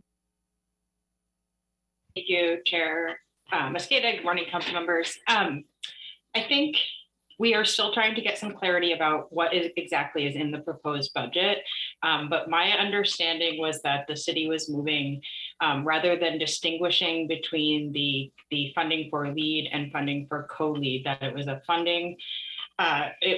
funding to contract for services with the PDA in a sort of LEAD co-lead combined model, and so that it isn't funded separately, but HSD and CBO can reconfirm that there is about $12 million of ongoing funding in the proposed budget for the LEAD co-lead combined model, and then the additional one-time funding of 1.25 million for to stand up the tiny home village, with some funds at least in 23 going to be used to transition from the current co-lead model that is using hotels into the tiny home villages. I think it is the question, I think that, or one of the questions before the council is, this will mean that overall the program will be able to serve fewer people. Co-lead provides more services than let's just call it the traditional LEAD. And so there is a question of, if the intent was to, continue to fund LEAD separately at around the 10.5 million that was included in the adopted budget last year, and co-lead, this isn't fully funding that and would require a lot more. But given the general fund issue everyone was facing in the discussions in June, my understanding was that was the intent of the executive, to move to this sort of combined model using that base budget and enhancing it a bit in 2023. Director Dingley, do you have something to add to that? I do, thanks. And some of this is going to be a little bit repetitive of what you just heard from Deputy Director Panucci, but I want to make sure I'm just crystal clear on the details here. So the 23-24 proposed budget includes 12 million to support programs that come from the Public Defenders Association, the PDA. The PDA developed and continues to manage the Let Everyone Advance with Dignity, or LEAD program, which is a program that allows law enforcement and community organizations to refer individuals to community-based services instead of jail and prosecution. LEAD clients are engaged in low-level offenses or are the subject of public safety concerns related to behavioral health challenges or income instability. Now, during the pandemic, LEAD developed a new service model to emphasize lodging and wraparound services for clients who are experiencing homelessness. This model became known as co-lead, and co-lead is now a part of LEAD. The council added 3.9 million in ongoing general fund in the 22 adopted budget for HSD to maintain a pre-arrest diversion program, and these funds, and the use of these funds was later expanded in scope to support the combined efforts of LEAD and co-lead. Including that increment, in total, the 22 budget provided 10.3 million in ongoing funding for the PDA's programs. So the 23-24 proposed budget includes 10.3 million in base funding, which is increased to 10.7 million per the 4% inflationary adjustment. One-time 2023 funding of about 1.3 million for the PDA to establish and operate tiny home village spaces for 72 co-lead clients, and ongoing funding of 1.3 million to maintain the current hotel lodging for clients served by the combined co-lead and lead model until the tiny home village spaces are operational in 2023 and in 2024 to pay the costs of providing those clients with wraparound services and maintaining the tiny home village spaces. So I know that that was long and a detailed, but again, I just wanted to be crystal clear about the executive's perspective on this. Thank you very much. Okay, I see Councilmember Morales off mute. Follow up, Councilmember? Yeah, I just want to be clear that that the way co-lead operates is different. With this, you know, I don't know what the intent was trying to combine services, but this budget will not allow co-lead to serve clients unless the plan is not to serve clients through the lead program. So I think we probably have a little bit more unpacking to do here to fully understand what the mayor's budget is proposing compared to what the actual providers believe they need in order to serve our community members. So we can certainly follow up with all of that, but I want to just express deep concern about this budget item. Thank you, Councilmember. And it looks like there's some additional thoughts on this. Councilmember Herbold and then Councilmember Herbold. I did have Councilmember Lewis in the queue first and then he got dropped. Councilmember Lewis, please go ahead. Thank you, Councilmember Mosqueda. I will hopefully be able to get back on video here in just a moment, having an internet challenge on my end, so joining by phone temporarily. Apologies, I might not know the entire context of what's been said because for the last 5 minutes, I have not been in the meeting, unfortunately. It sounds like Julie was responding to a line of questioning very similar to what I was going to ask that I think was asked by Councilmember Morales. So I guess I would just reiterate that moving forward, what I would like to see is a meeting of minds between the executive and the leadership of the PDA, just to make sure that everyone is on the same page. The information we've received from the Public Defender Association indicates that the assumptions being made by the executive are not going to translate materially into the impact the executive is trying to produce through this budget. And that's just, I mean, that's just the reality. So I don't know if there needs to be some more explanation to the provider about how this budget gets to where the executive programmatically intends this to go, or if we need to come in and do some tweaking, or if there's circumstances that the executive is not completely aware of that have led to a miscommunication. But I would just say that if the hope is to have the transition to tiny homes and other programmatic changes that is envisioned in this, that we've been informed by the relevant provider that is not the case and that this does not do it, and there needs to be some additional resource included in order to reach what this item is trying to do. The number that's been quoted to me by the provider is $7 million is the delta between what this is purporting to do and what it actually does. So I just think that I would like to convene a meeting to make sure we're all on the same page with this and that we can move forward accordingly, either by unfortunately scaling down our ambition on this or making the investment to realize it. So just wanted to flag that. Sorry if some of my remarks are redundant based on the conversation I missed, but I'll turn it back over to you, Chair Mosqueda. Thank you very much. And I think that both you and Councilman Morales are citing the same number and concern about the same potential gap. Councilmember Herbold. Thanks. And I think I'm just wanting to provide a little context. I think there's consistency between the budget as proposed and an agreement that was reached this summer as it relates to the concepts, not as it relates to the dollar amount. So agree with everything that's been said by the executive team that King County RHA agreed to fund just care using state dollars to address the encampments in the right of way. And the city agreed to fund a combined model focused on community safety while retaining the ability to shelter folks where those low-level criminal behaviors are by the lack of housing. That's the reference to the combined lead co-lead model.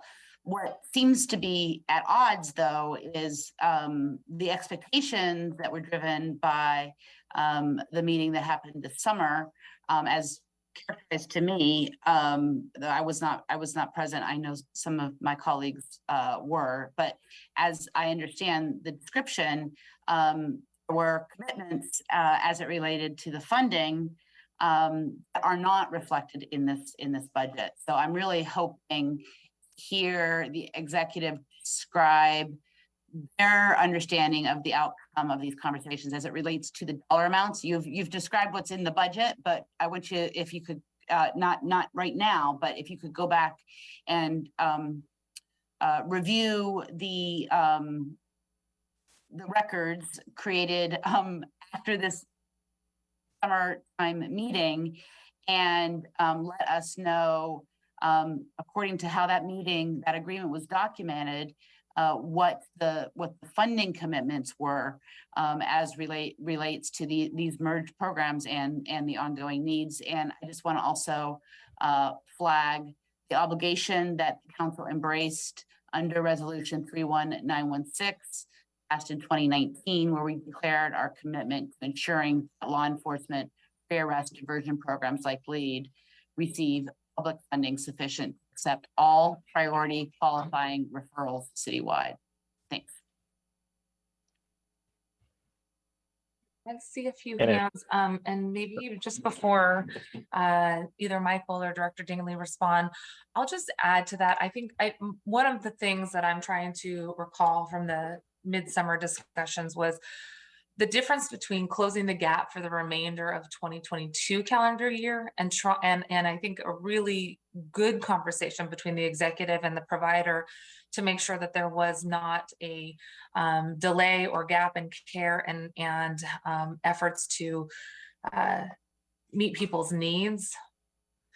There was an offer to blend funding streams or budgets to ensure that we could get through the end of the year.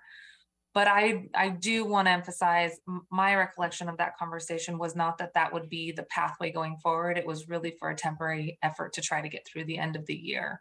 So I just don't want that offer of flexibility from earlier this year for the remainder of 2022 to be then used as reference or maybe justification for a blended funding model going forward, when it does seem that this would result in a decrease in services. We're hearing you can either have co-lead or you can have lead, but you can't have both with this proposed budget. So I think my colleagues have expressed well the interest in learning more about the assumptions baked in here, and I look forward to that joint conversation that the council member noted about bringing folks together to make sure that we can have the clear meeting of the minds.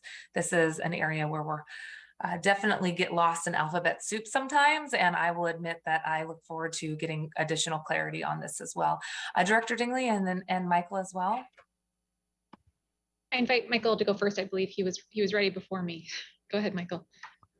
I will defer to seniority. So Director Julie, feel free, and then I'll try to close this out. Oh, great. Thank you. Thank you, council members. I want to just let you know that from speaking for myself, I learned that the provider had concerns about this funding level just 2 days ago. So it's very new information, and the numbers, even that I've heard in this conversation, are much different than what I've heard from them. So indeed, I do think that this is ripe for us to take this offline and have some additional conversations, and appreciate everyone's time on this.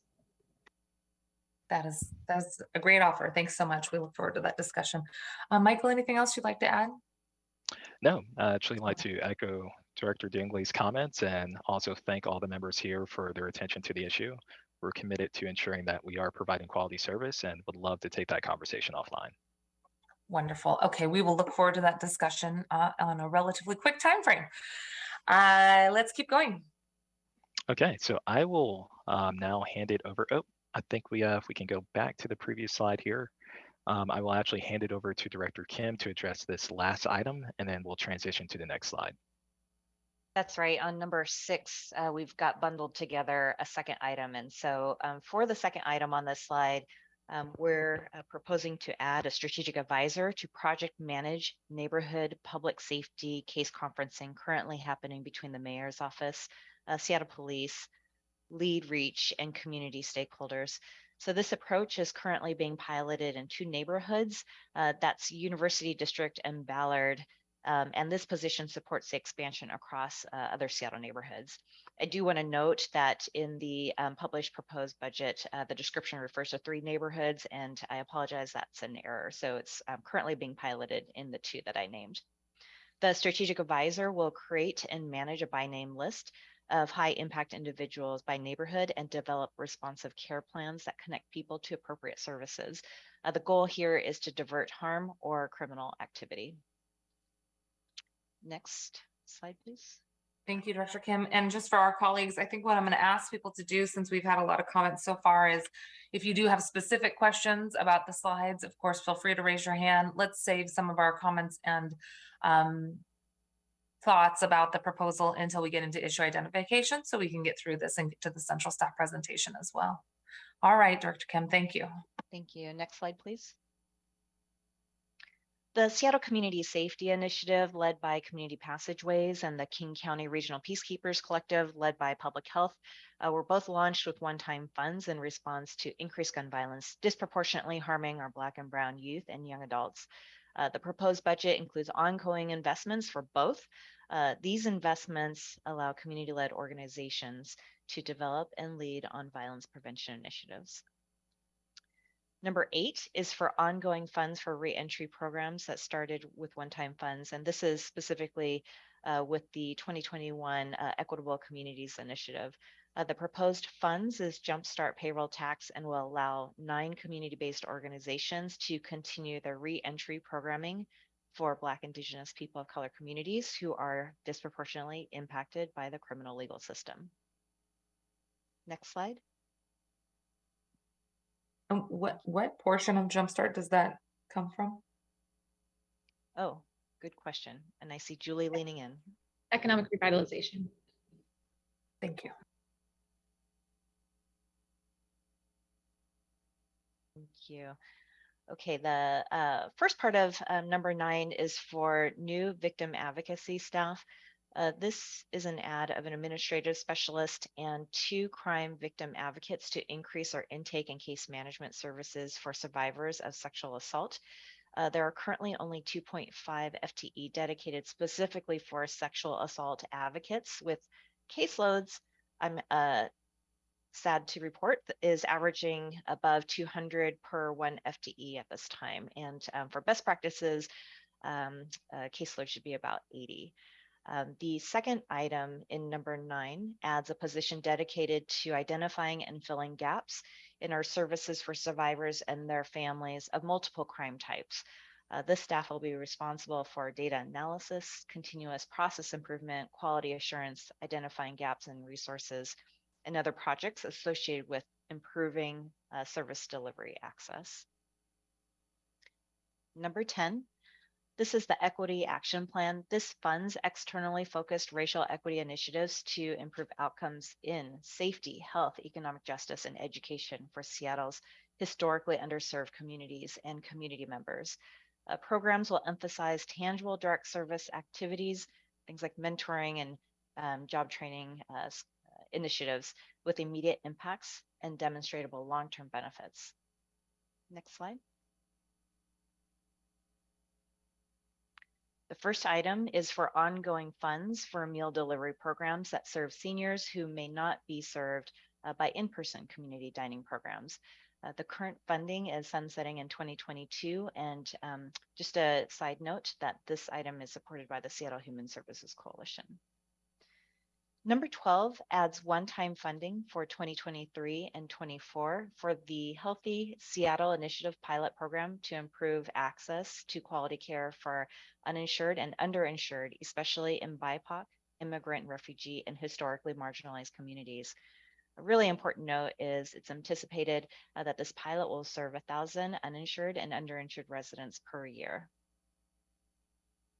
Next slide. Can I ask a quick question on this? Yeah. Sorry, I probably should know this, but is this a brand new initiative or is this continuing a pilot? Oh, good question. Amy Holland, do you have that information? Was your question, Councilmember Mosqueda, on the Healthy Seattle Initiative? If it's new or if it's ongoing of the pilot. It is a brand new pilot. I do know too that I think it's anticipated, we're just doing the one-time ad because we anticipate future resources coming online. Thanks, Julie. Okay, next slide, please.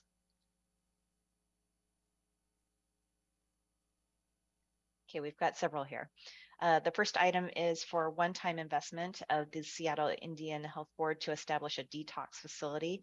This will expand and improve their Lake City facility and support a new detox center expected to open in 2024. The next item adds to Northwest Abortion Access Fund in partnership with Public Health.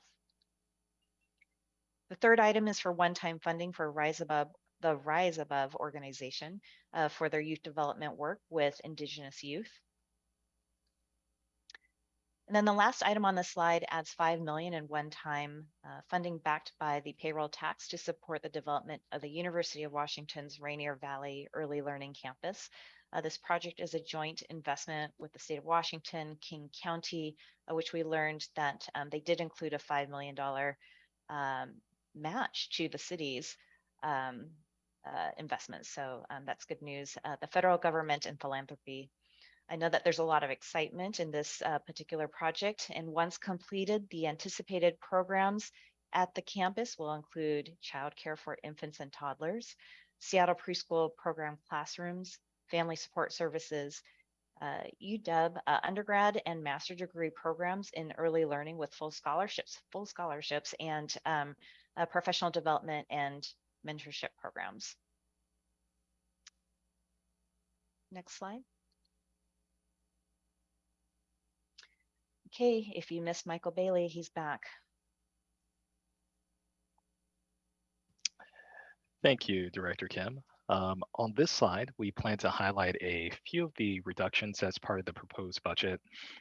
As many of you know, the city has been working diligently to combat the economic impacts of the COVID-19 pandemic, but Budget Chair Mosqueda actually spoke to this earlier, just referencing the need to strategically use scarce resource, and rightfully so. As such, the department made the difficult decision of identifying initiatives that the city could reduce funding for without creating disproportionate impacts on the populations and communities that we serve. Because the mobile crisis team is currently in operation, the department identified the $2.5 million expansion effort as an initiative that could be phased in. Taking this approach would aid the city in its financial recovery and ultimately allow us to be better positioned in the future to fund similar initiatives.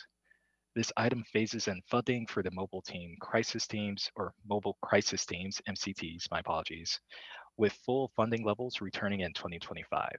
And again, I recognize that we have the general public listening, so for clarity, the Mobile Crisis Team, or MCT, is a collective of mental health and substance abuse clinicians and professionals.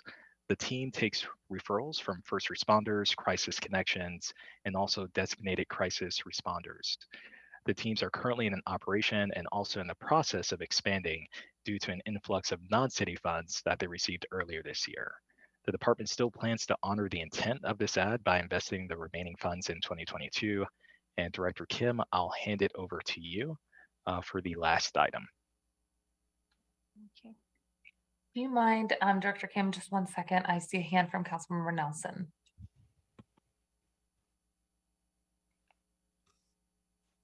I heard chemical dependency or something in there, so I can save my question until the end of the presentation. Okay, thanks, Not be on Councilmember. that particular slide. Thanks. All right, great. Please continue, Director Kim. Thank you. And the last item on this slide is the reduction of funding for the Preparing Youth for Young Adults for Success RFP. So it sounds very jargony, so I'm going to explain very briefly that in 2021, the Human Services Department administered a request for proposal to support youth and young adults. So think about youth development, pre-employment services in this funding opportunity. The total award amount was about 3.7 million. In 2022, HSD received an ad of 750,000 to award more applicants. And so, when we have an RFP, you can award only up to 3.7 million. And then regardless of the scores, the rest of the proposals, we are unable to fund due to the lack of more available dollars. And so that ad was to include more of the applicants. Of this ad, we are proposing to reduce 177,000 because at this time that's currently not encumbered or being contracted. And so it's not a direct impact to a specific provider. And so under the budget constraints, it was just another area that we were able to support the overall general fund effort. And that concludes the highlights of our budget ads, reductions, and savings. Okay, thank you very much. Councilmember Nelson. Thank you very much. So I have a question about it's the budget item, which is BOHS H7000, and I asked it's promoting public health. And it says the purpose of promoting public health is to provide programs that give access to chemical dependency services and reduce the disparities in health among Seattle populations. And I think it's about, it's 15 million. But the program expenditures only have HIV management and physical health care. So I'm wondering where can I find information about the chemical dependency / substance use disorder services that are provided in our contracts, or in what are the referral agencies that do provide that care?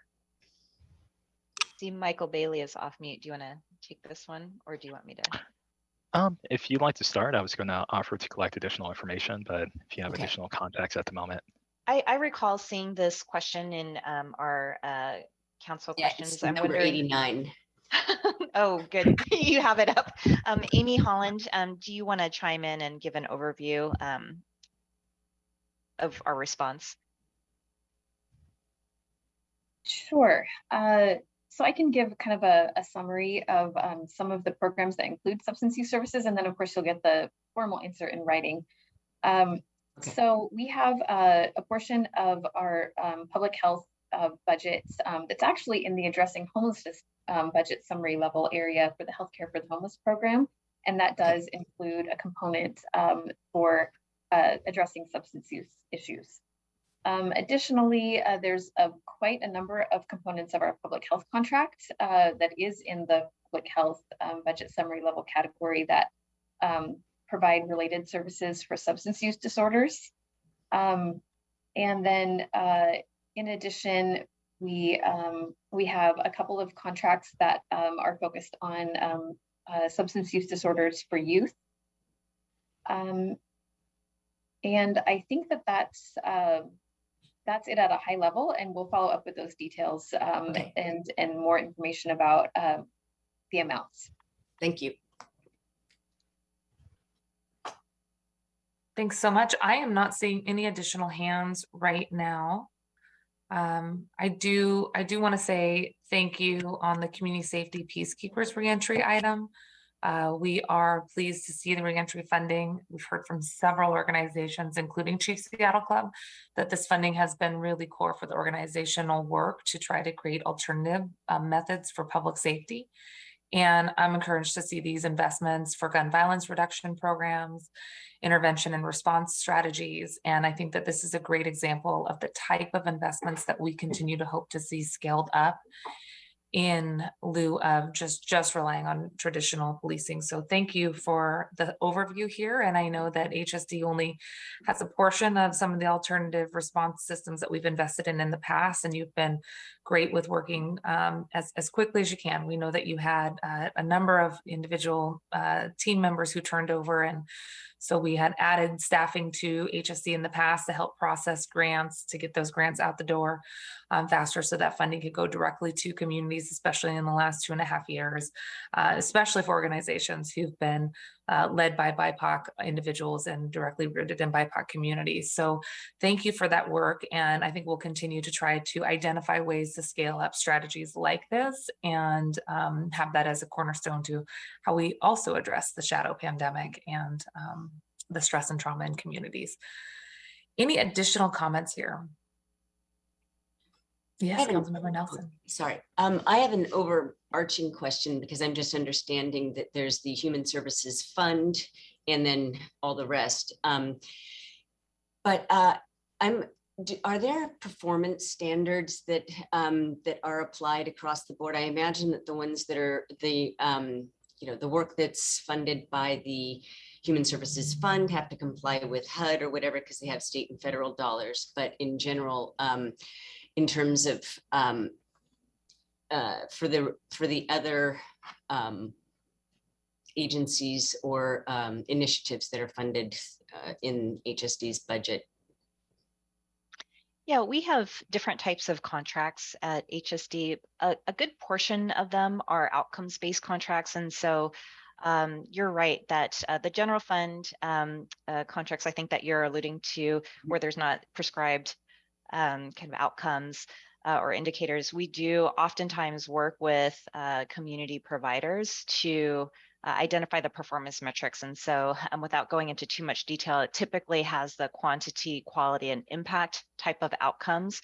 And there's a percentage that's tied to the impact, so our folks better off. And so that is one way in which we do our contracting in this space. Got it. Thank you.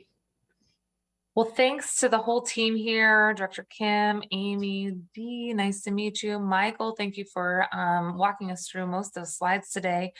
Really appreciate the overview. We also know that in some cases, HSD is the contractor, so it's hard to answer all these specific questions. And obviously there's a lot of nexus with the partnership with King County Regional Homelessness Authority. So we don't have all the answers that we have today. I would expect, though, for some of these questions that were asked, especially with King County Regional Homelessness Authority as a contractor, that we could get the answers since there's that contractual relationship. So we'll look forward to getting additional information from you. And we appreciate all that you do, and please express our appreciation to the entire team at HSD. All right, let's continue on. We are now on the central staff portion of the presentation here. Again, central staff is going to walk through the issue identification, and for any questions as we go, please feel free to raise your hands, council members. And this is an opportunity for you to ask questions of central staff, and if needed, we'll of course have technical comments answered as well. But this is a chance for us to look at the options as outlined by the nonpartisan central staff analysis here. Welcome back to the stage here, Amy Gore and Ann Gorman. Appreciate you being with us, and we look forward to this walkthrough. Oh, I should note, right, there's two sections of the central staff presentation here. One will focus on the traditional budget issue identification. The budget legislation that's been passed that corresponds with the budget will then be described later. So any policy change that has to accompany the budget as proposed is also going to be discussed after we walk through the budget details. We'll then talk about the text of legislation that would accompany it if the mayor's proposal was to be accepted as transmitted. So just want to remind folks, two sections of this upcoming presentation. Great. Thank you, Councilmember. I just have, again, my name is Amy Gore with Council Central staff, and I have a few items for your consideration today.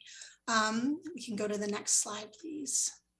I will not go into the full detail of the budget. I think we've talked a lot about the changes that are embedded in that, and we'll get into more detail about some of these specifics as we continue on. So next slide, please. So the first issue that I wanted to raise is the racial equity impacts of funding reductions in the HSD budget. As council has discussed many times this week, and in fact was highlighted by Director Dingley just this morning, this is a budget that includes many difficult choices. The HSD budget was the recipient of significant amounts of one-time funding throughout the pandemic. In 2022, there was almost $50 million of one-time funding in the HSD budget. Much of this funding has gone to contracted partners to support the council's highest priorities, including homelessness services, public health investments, and supports for food and nutrition programs, and the one-time appreciation pay for workers. These funds are not available in the 2023 proposed budget. As you know, in the proposed budget, HSD has received one of the largest increases in ongoing general fund dollars of any department in the city, indicating that this is a priority of the executive. However, the net change still results in an overall reduction in the HSD budget and will be particularly impactful in those areas that received the most one-time funding in 2022. This will result in a reduction of funding for some of our partners and will result in service reductions in the city. I'm going to go into more detail about some of those reductions in our next issues, but I just wanted to raise overall the concern about racial equity impacts of reductions in funding in these areas. As you know, systemic racism results in unequal distribution of poverty by race. For example, in Seattle, Black people are over 3 times more likely to live below the poverty line than white people. And Alaska Native and American Indians and Hispanic and Latino people are almost 2 times more likely to be living below the poverty line. When we cut programs that are intended to support low-income individuals, the impacts are disproportionately felt by these groups.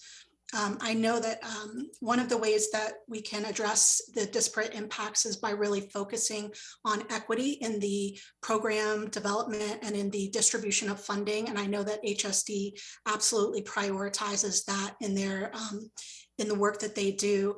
The council could also increase funding for these areas to ameliorate the impact of reductions, or could make no change.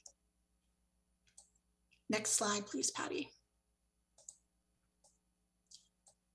So the next item to discuss is the HSD contract inflation. You discussed this quite a bit with the executive previously. As you know, council passed legislation in 2019 requiring that HSD contracts be inflated annually based on the change to the consumer price index for urban wage earners, which is CPIW. This year, that inflationary rate is 7.6%. The Office of Economic and Revenue Forecast estimates that it will be 6.7% in 2024. This would result in a total contract inflation of $15.1 million in 2023 and $13.1 million in 2024.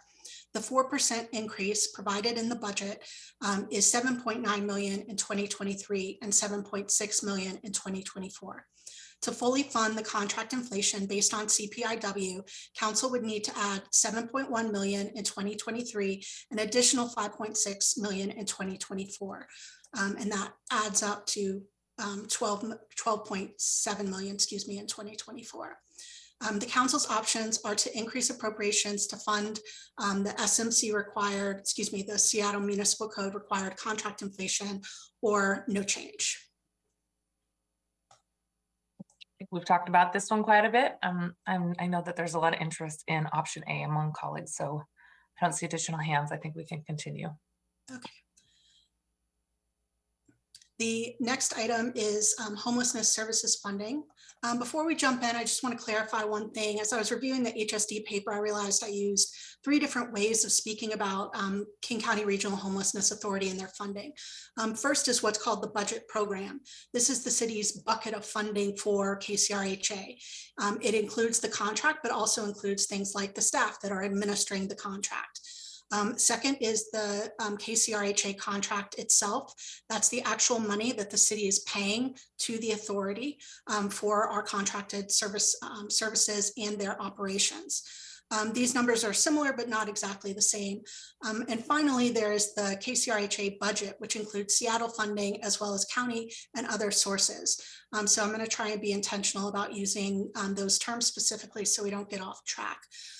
First, I want to just talk about the budget program. Again, this is what is in the city's budget and includes what is spent on KCRHA as well as city administration and support. The budget program was $109.4 million in 2022 and is proposed to be $87.7 million in 2023. That is an overall decrease of $21.7 million. However, $7.8 million of that is funding for programs that were not actually transferred to the authority in 2022. So that funding is being transferred back to the city-run budget program, but doesn't represent a real reduction to authority funding compared to last year. Now I want to talk a little bit about the city's contract with the authority. The city's funding of KCRHA in 2023 was actually higher than $109 million that was in the budget program due to carry forward from 2021. And so the total amount was $118.3 million. And that includes $45 million in one-time funding and carry forward from 2021 and $73.3 million in ongoing funding. In the proposed 2023 budget, there is $14.4 million of new funding, and that includes $4.1 million of one-time funding, which we talked about earlier to stand up safe lots and tiny home villages, and it also includes a little bit of one-time contract inflation. It also includes ongoing funding of $10.3 million for the operations for safe lots and tiny home villages, ongoing contract inflation, again at a 4% rate. And excluding one-time and carry forward funding in 2022, this represents an $11.2 million increase in the city's ongoing funding for KCRHA. However, there is still the remaining reductions due to the expiration of one-time funding. The authority has identified $9.4 million in reductions due to the expiration of one-time funding that will be the most impactful.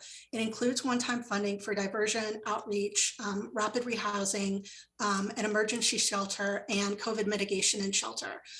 These are the budget areas that are not seeing increases in ongoing funding in the proposed budget. The council's options are to increase funding to avoid reductions in homelessness programs and service delivery or no change. Amy, on this one, I think we were trying to do an apples to apples comparison to understand more of the base funding from the city's general fund versus the city's general fund in combination with the one-time American Rescue Plan Act dollars, the coronavirus local relief fund. So we knew that we were passing on, over $40 million to KCRHA in the last year or two to try to get those dollars out the door as soon as possible to address in part the impacts of COVID and to make sure that folks had a stable place to stay housed and also to avoid congregate shelter. So I know that you've done the analysis, you've shared it in your memo, but can we repeat one more time? The general fund amount in last year's budget from the city, was that closer to 66 million? I will need to go back and double check. I will say when you talk about the general fund, there's also some human services fund dollars that are going towards King County Regional Homelessness Authority. And so I'll need to double check that breakdown for you. But yes, the base funding for KCRHA in 2022, let me 69 million. I just checked my notes. Is that correct? Yeah, I think that is correct. Like say the ongoing funding, which again, I think is mostly general fund, but also includes some of the human services funds, which again are these federal and state dollars. Okay. Sorry, can you just to clarify all that? I'm sorry, Chair, 69 total. We don't quite know what the split was. I will get that split for you. And it looks like Michael might be able to jump in as well. Because I just, and Michael or Director Dingley, I think one of the important points that I'm trying to understand is it was, around 115 to 119 million dollars that we as a city had passed through to King County Regional Homelessness Authority. Of that, it sounds like 69 million was the one-time federal funds. So I was going to say coronavirus, ARPA funds that we passed through was over $40 million. So it was about $69 million for ongoing base funding that included mostly general fund and then a portion of the federal dollars from the human service portion that Amy just mentioned. Is 69 the rough figure that we're talking? And then Councilmember Morales is asking for a breakdown of that 69 so we have a better assessment. Michael or Director Dingley? Michael, you want to take it or do you want me to?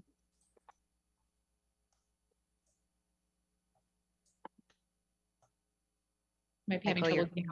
you're Are you on muted. mute? I need like a mute swear jar. I'm sorry. Hoping to provide a little bit of information here. So of the citywide total, the 108 million that's allocated to the Human Services Department in 2023 for homelessness, shelter services administration, 87.7 million, or approximately 81% of that, is proposed for HSD to transfer to the RHA. So excluding the one-time federal funding received in 2022, this represents a $10.3 million increase in the city's contribution to RHA over the 2022 revised amount of $77.5 million. But Director Julie, I'll invite you to provide additional context if there's anything missing there. You did great. And I think that that's the revised number. The 2020, there are general fund ongoing dollars that go to KCRHA and non-general fund dollars that go to KCRHA. So it's not exactly a one-for-one of general fund to contracted, because there's other colors of money that are also contracted with them that are also ongoing. So what we can do is just provide you a breakdown between the 2 years. I think that would be the easiest rather than sort of the number soup to try to walk through all the different things at this moment. But yeah, a simple chart that we actually probably have and can send around, not a problem. Thank you. I was doing the math over here and realized that 87.7 minus 10.3 is the math that we were being asked to do to look at the funding going in 2022. But you're also suggesting that there's a breakdown that's different between ongoing funding for programming versus funding for the operations of King County Regional Homelessness Authority. So you'll give us a breakdown of what it was in 2022 for all of those different categories versus 2023 and 2024. Yeah, we'll get you the colors of money that were contributed and what's one time and what's ongoing. Okay, great. And Amy, sorry about that. I know you've been digging into that question too. And if I made that issue more convoluted, I apologize. I'm just trying to do an apples to apples comparison where possible. No, I absolutely appreciate that. There's so many ways to slice this data. And so we will definitely want to provide you with the sliced up data that helps you answer the questions that you need answered. So we will work on getting that to you.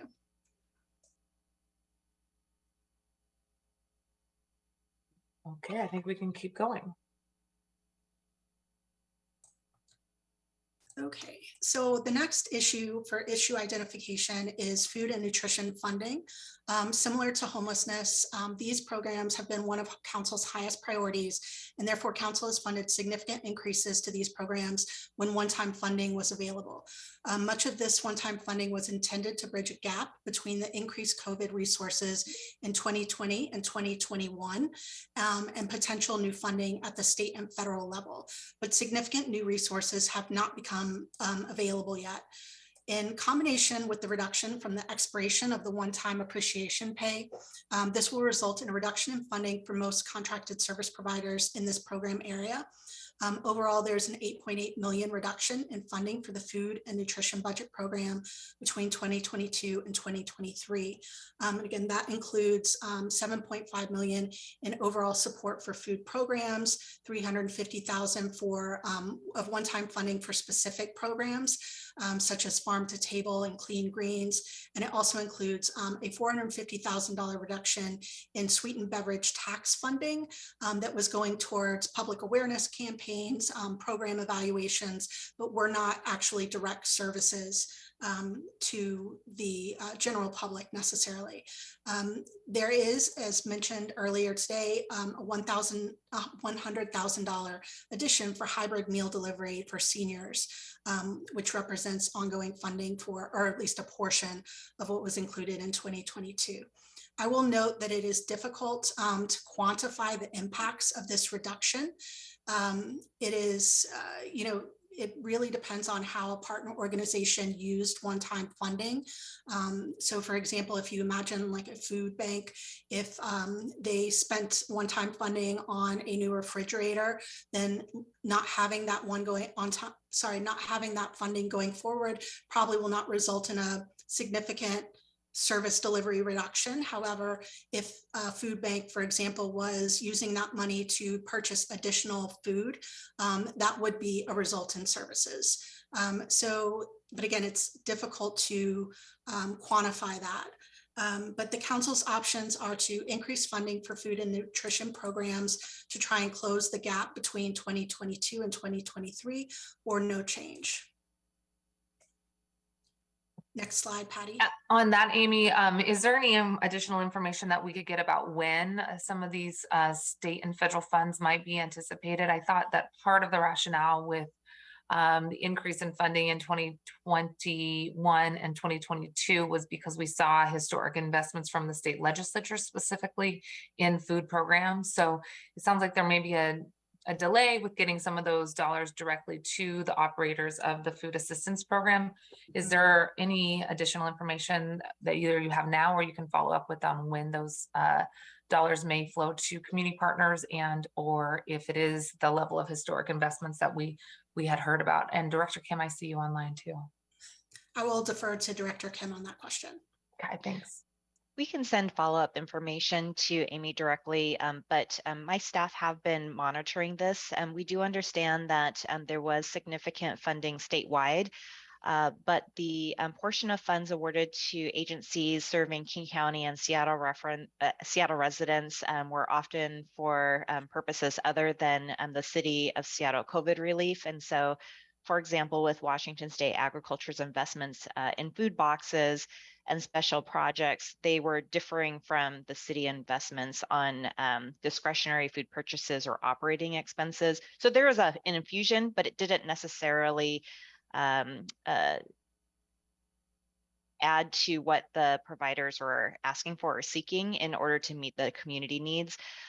There was a small percentage of awarded funds that support staff and food purchases from those state dollars. And I think that's what we're hearing providers really concerned about.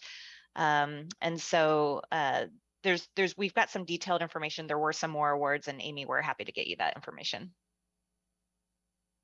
Thank you very much. Okay, next slide, please, Patty. Thank you. The final issue I wanted to discuss is establishing new programs and expansion of programs.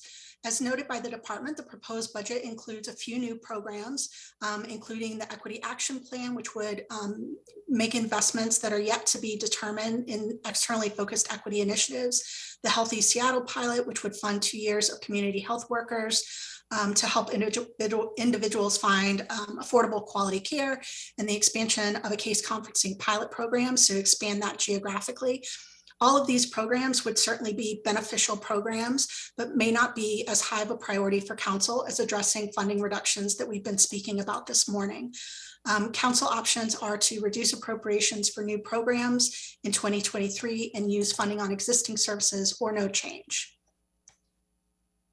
And if there are no questions about that, I will turn it over to Brian Goodnight, who will be discussing the next several slides.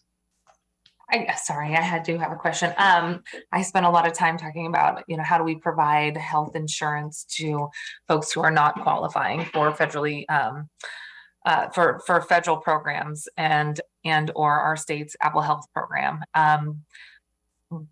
And I know that was something that the mayor had interest in as well. Is the proposal here on the Healthy Seattle initiative more of like a navigator, a connector, a promotora concept versus coverage, right? We're not gonna be able to do coverage with 350K.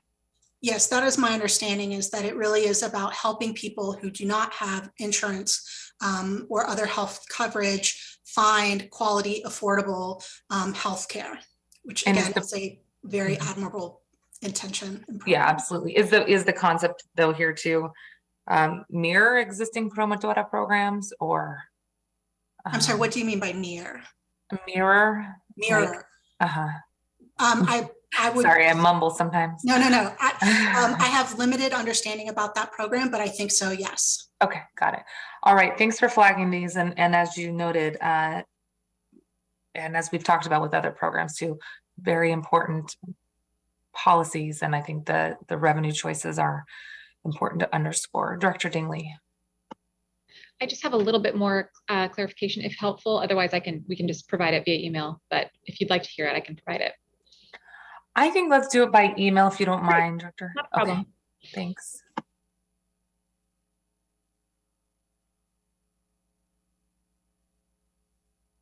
Okay. Good morning, council members. For the record, Brian Goodnight, council central staff. Apologies for the interruption to your regularly scheduled HSD programming, but we were trying to figure out a logical place for this issue that revolves around hygiene services to be included. So there are just 2 slides related to Seattle Public Utilities, or SPU, and the issue that's been identified. So this first slide is intended to provide you with a quick orientation to an area of SPU that is almost exclusively funded by the general fund, and that has generally been known historically as Clean City programs. You might notice on the slide that I forgot to remove an asterisk next to the RV wastewater line item, and that indicates that that's the only program on this list that is partially funded by a non-general fund source, the Drainage and Wastewater Fund. But the rows that I'd like to draw your attention to are those that are highlighted in green and the rusty orange color. The items highlighted in green are graffiti control and litter pickup, and those are 2 programs that are significantly increased in the proposed budget. The increases for these items are part of the mayor's unified care team proposal that you'll be hearing about next. So I won't spend much time on them other than to say that the graffiti control program is proposed to increase by approximately $1.2 million and 3 FTE, and the litter pickup program is proposed to increase by $1.7 million. The issue that I'd like to highlight for you this morning, however, relates to the 2 rows that are highlighted in the orange color. The proposed budget would decrease the public hygiene program by approximately $1.2 million in 2023 and would eliminate the public sinks pilot program, which had a budget of $100,000 in 2022. Patty, next slide, please. So in terms of specific reductions to these programs, they can be thought of in 3 parts. First, the proposed budget would reduce the number of funded hygiene stations from 21 down to 15.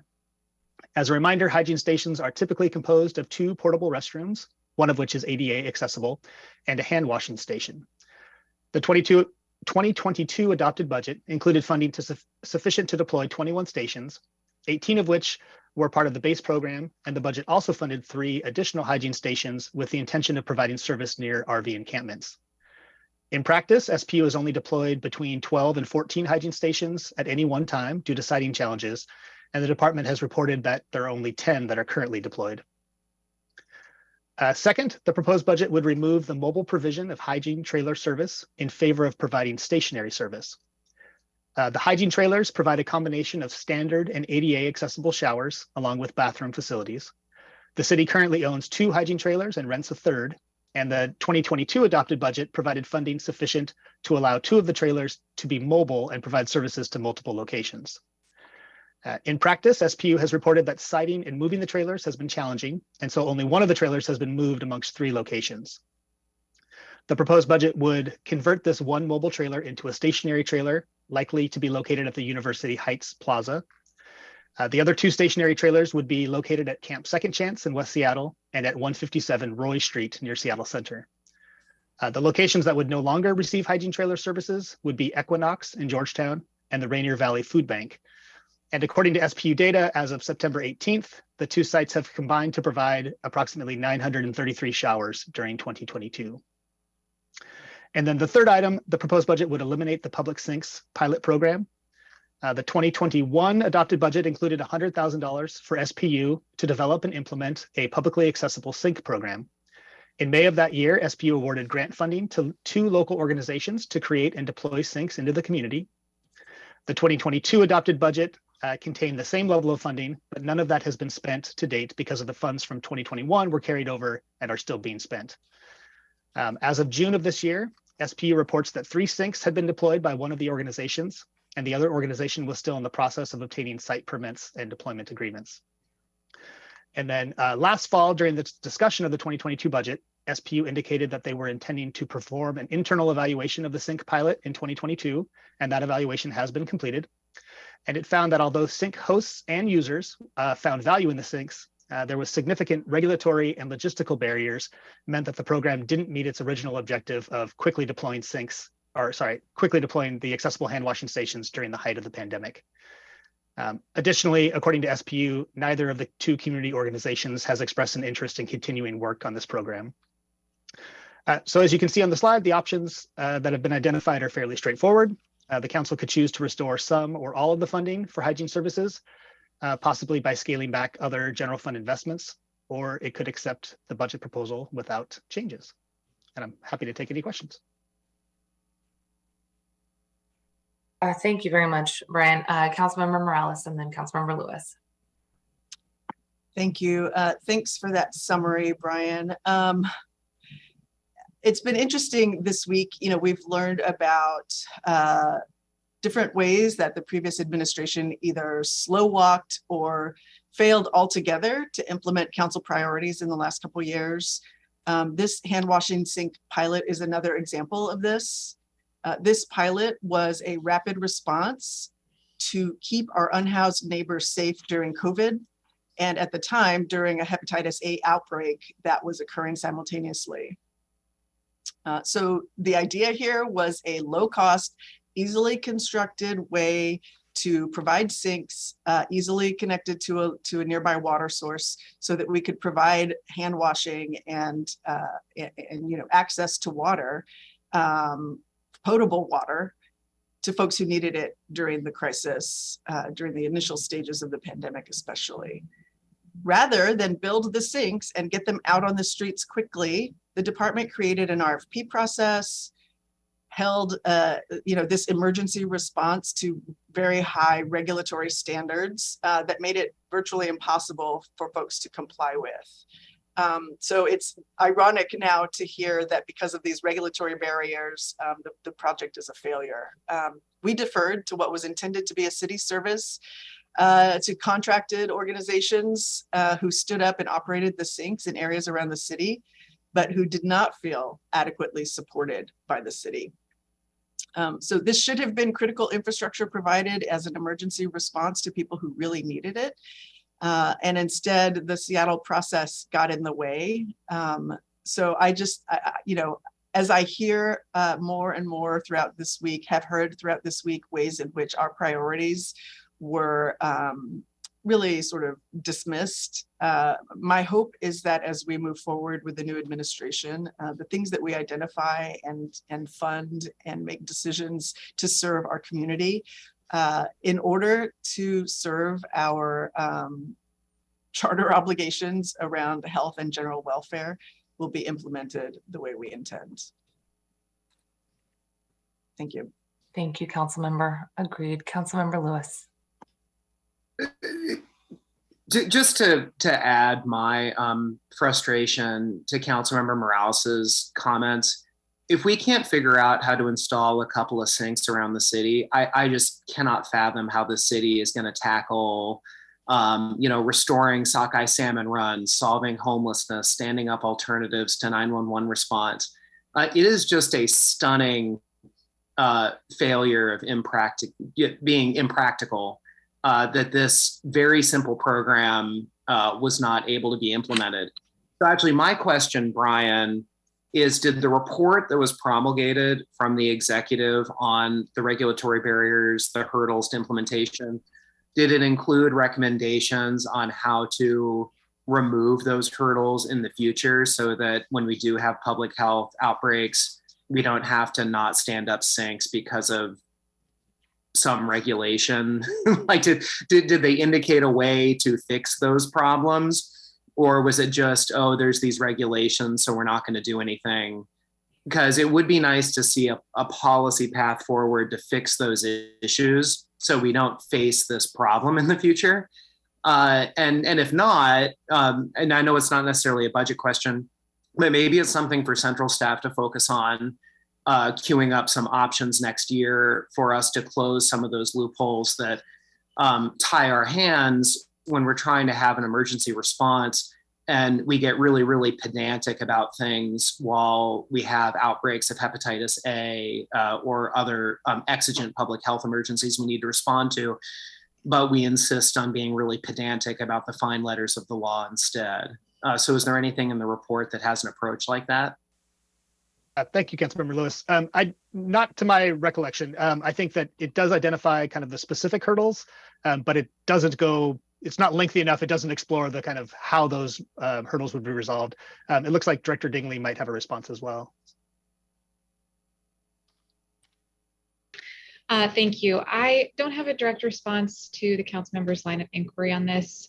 I would just want to note that we have the HSD team on the line, and this is an SPU issue, and I appreciate that that was highlighted at the beginning, but given the tone of the conversation, just wanted to reiterate that we would love the opportunity to come back with the SPU team to talk about this program and the work that was done. And they did work really hard to try to make this work. And so I do want to respect the work of that incredible organization and the people there, and also offer that there are always opportunities to provide additional flexibility in how we do our work. And so we look forward to working with you to loosen up some of those laws and regulations. As you know, flexibility is definitely something that helps us be able to implement what you are looking to do as a policy matter. So again, we're absolutely willing to come back with the SPU team to talk more about this, but I want to make clear to everybody listening that, that we have the HSD team here, and that's why you're not going to hear from the executive side a significant policy response on this. But we do have, as a city, a responsibility to follow through on the laws that are passed, and the budget is a law. It's signed into statute. This is, again, not a question about impugning any one individual public servant's efforts. It's about the responsibility falling upwards to the then mayor. And I think in previous conversations that both we've received at the budget committee and in the last 2 years in committee meetings, it was clear that this was being deprioritized by that administration. I think the council members have clearly articulated concerns with not being able to find creative pathways forward for simply being able to wash one's hands and be able to go to the bathroom. So I do think that this is not about any one specific department or one individual who works within our city or a team. There's no impugning of those individuals, but really the failure of the administration, the previous administration, to implement simple things like hand washing. And I think it's fair to bring this up now. It's fair to bring this up in the upcoming conversation about clean cities. Happy to have had such strong support from the committee and the president of the the Parks Board, who also, along with the executive, prioritized opening more bathrooms across the city. But we know, according to the World Health Organization, even if every single one of those bathrooms were open, we still wouldn't have enough restrooms to meet our current population's need, let alone those who are coming here as tourists and those who are living unsheltered without a place to wash their hands, go to the bathroom, or take a shower at their own home. So it is, I think, important for me to say that the tone of concern here is warranted, and the tone that the council is raising about how we add this back into our deliberations for the upcoming budget is I think shared, appreciated concern, so that we can really underscore, like the HSD provider, which is the long history that this has had with the council really trying to prioritize this and it not coming to fruition. But I appreciate that The hard work of everyone is in our city family. The workers on the front line during the pandemic has been challenging, but it does fall upwards to the failure of the previous administration to really prioritize us. I'm going to take Councilmember Lewis as a follow-up, and then Councilmember Sawant. Yeah, thank you, Councilmember Mosqueda. I did just want to flag, I appreciate Director Dingley's response, and I don't want to impugn how going forward is going to be relative to what the last 2 years were like. Like, I just want to be really clear on that. But, you know, like when I have constituent office hours just about things that are happening in the city and have to explain the stuff we funded and then it never happens, it's incredibly frustrating because, I mean, I can't speak for the experience of other offices, but on this particular item, my office sent lots of requests to collaborate with the executive on like, okay, well, what are the hurdles? What can we do? Are there things the council can do to remove some of these hurdles? Is there an emergency order that we can pass to temporarily do this? Can we use the COVID emergency orders? And we were just frankly blown off for the most part. I mean, I'm just going to say that. And like, that has not been how the Harrell administration has acted. I want to be clear, like it's been much more collaborative. But going forward, and this is just a broader point, it's not just the sinks. I'm focusing on the sinks because when you talk to an average person in the city, this is ridiculous, right? And I think that there's a test we should apply more in how we do things as a government, where when it takes like 12 months to stand up, for example, like 40 tiny houses, the average person looks at that and says, that's ridiculous. The average contractor in the private sector says, that's insane. How can it possibly take that long to do something like that? And we should take that feedback to heart in figuring out how we can do things that reflect the emergency that we're facing. Because a lot of these like shelter assets, hygiene assets, it takes us forever to set up something very simple. Sometimes there's real issues like labor availability that hold it up. But when it's things like permitting or certain kind of review processes that we have the ability to waive or to work with our state or federal partners to waive, we need to be focusing a lot more on those kinds of things. I've often reflected, like, maybe to put a focus on this, I should bring forward some kind of law to repeal the homelessness state of emergency. What's the good of the homelessness state of emergency if it doesn't help us waive things like this? Why do we have a homelessness state of emergency? So, you know, I'm just venting some of my frustration on this and, you know, how can we really come together and focus? Because I know that this new administration has the same urgency that we have as a council. How can we be really, really nimble and aggressive in the face of the challenges we face, instead of kind of sitting back and being like, oh, yeah, well, that's just the process. That's just how long it takes. Because then we're doing things, you know, for the process, for the bureaucracy, instead of trying to respond to our constituents and deal with the problem in front of us. It's not always a problem of money. Sometimes it's a problem of our collective resolve to get the things done. And that's just epitomized by this entire sink discussion. I mean, I'm just going to say, I mean, it is. And if we can't do the small stuff like this, the bigger stuff like standing up shelters, standing up tiny homes, while we basically have a system of shelter via tent, which is not good for anybody and which creates massive public frustration, just continues to get ingrained. And then we get into a game of parsing blame for not solving the problem fast enough, instead of how can we come together and fix the problem together. So off my soapbox on this, but you know, I do hope that we can craft a budget that's not just looking at what the funding priorities are, but hooking up ways to speed up realizing these assets so that we can ameliorate the pressure the community is facing. And I'll turn it back over to Council Chair Mosqueda. Thank you very much. Councilmember Sawant, please go ahead. Thank you, Chair Mosqueda. You know, some of what I will say is obviously along the lines of what council members have already said in terms of how mind-boggling it is that simple things cannot be done. But I also, I don't, it's hard for me to accept that, I mean, you know, the response that is being given, again, it's not, I want to echo what council members have said, it's not about individuals here, but about the overall approach that is being taken by the city government, that these simple things are somehow really hard to carry out, and that there are logistical hurdles in the way. It's just hard to accept that. There's something, it's a question of priorities ultimately, and then that does make it a political question, which are the things that are being prioritized and which are not. And I know there's a lot that's been said about the previous administration, which obviously is all true. Unfortunately, the Jenny Durkan administration definitely had a very pro-corporate, pro-chamber of commerce, anti-homeless, anti-worker approach.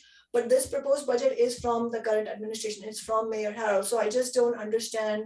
I mean, I don't agree actually with the statements that have been made that we agree that Mayor Harrell shows the same sense of urgency. Well, it doesn't actually show a same sense of urgency when your proposed budget proposes. I mean, it's your proposed budget. You have proposed this. The mayor's office has proposed reducing money for hygiene and all these dollars for something like graffiti removal. Well, that shows where the priorities are. And the Chamber of Commerce does have a priority. They want homeless people and low-income people to just disappear. And not, they have been opposed to the very policies that science has shown that will actually address homelessness. But then they talk about graffiti removal. That's one of their favorite topics. So I think those priorities are showing up here. It's not a coincidence. I don't believe it's logistical hurdles. It is what they're intending to do. So I would ask the Mayor Harrell administration to take that into account. And I also have a question about graffiti removal itself. Like what graffiti is proposed to be removed? I mean, obviously I can believe that there are genuine cases where that needs to be done. But I also see, just walking around the neighborhoods, a lot of graffiti that might just be, I mean, it's clear that young people have expressed themselves. So, and maybe they didn't take city permission, and that was not supposed, legally, that was not supposed to be there. But I also don't see that it is causing any harm whatsoever. In fact, it is something that is actually part of what came out of many social movements. So some clarity on that will be useful as well. Although I just, bottom line is, when the city administration and city establishment is saying we don't have enough money for a lot of things, we're heading into a recession, very, very likely, then the prioritizing of the dollars does matter, and housing homeless neighbors and making sure bathrooms and sinks are available is the most important thing. This is not the priority. And just one last thing is, I'm sure the individuals here, obviously you will clarify that what I'm about to say belongs in the purview of the Parks Department. But I just want to say it in the context of the whole topic about sinks and portable bathrooms having raised, is that in the parks, actually the restrooms that we do have in the parks, they often remain closed. My staff and I have personally observed this over the last months in the summer. I've had constituents, just stop me on when I'm walking outside and say, hey, why aren't these bathrooms open? And so I don't know if that is related to the severe understaffing and underpaying of our workers that's causing those hours to be so limited. So, maybe if not here, then maybe central staff can get the clarification about that. That was just a question. Thank you. Thank you, Councilmember Sawan. I'll add to Councilmember Sawan's comments as well. One is, I know that the parks levy that we just passed put funding forward. We added funding as a council to try to open up all of the 120 some bathrooms. Currently, half of the bathrooms are closed, as reported by Erica Barnett at any one point in time. So would like to know, is there anything that's additional here? And maybe, Brian, that's a question for you, to augment some of the funding that's coming from the parks levy funding that we just passed. Second, to the council members' line of questioning about graffiti removal. Last year, we put in the budget funding that would, instead of going put millions towards gray paint only. We redirected some of that to free wall space and trying to incorporate more youth and artists into creating legal and safe and permanent places for people to have art across the city. So I would be interested to know if that's continuing in this budget and if that previous funding went forward as well. But happy to have either Brian or Director Dingley, if you have an answer to those comments or questions, happy to take those.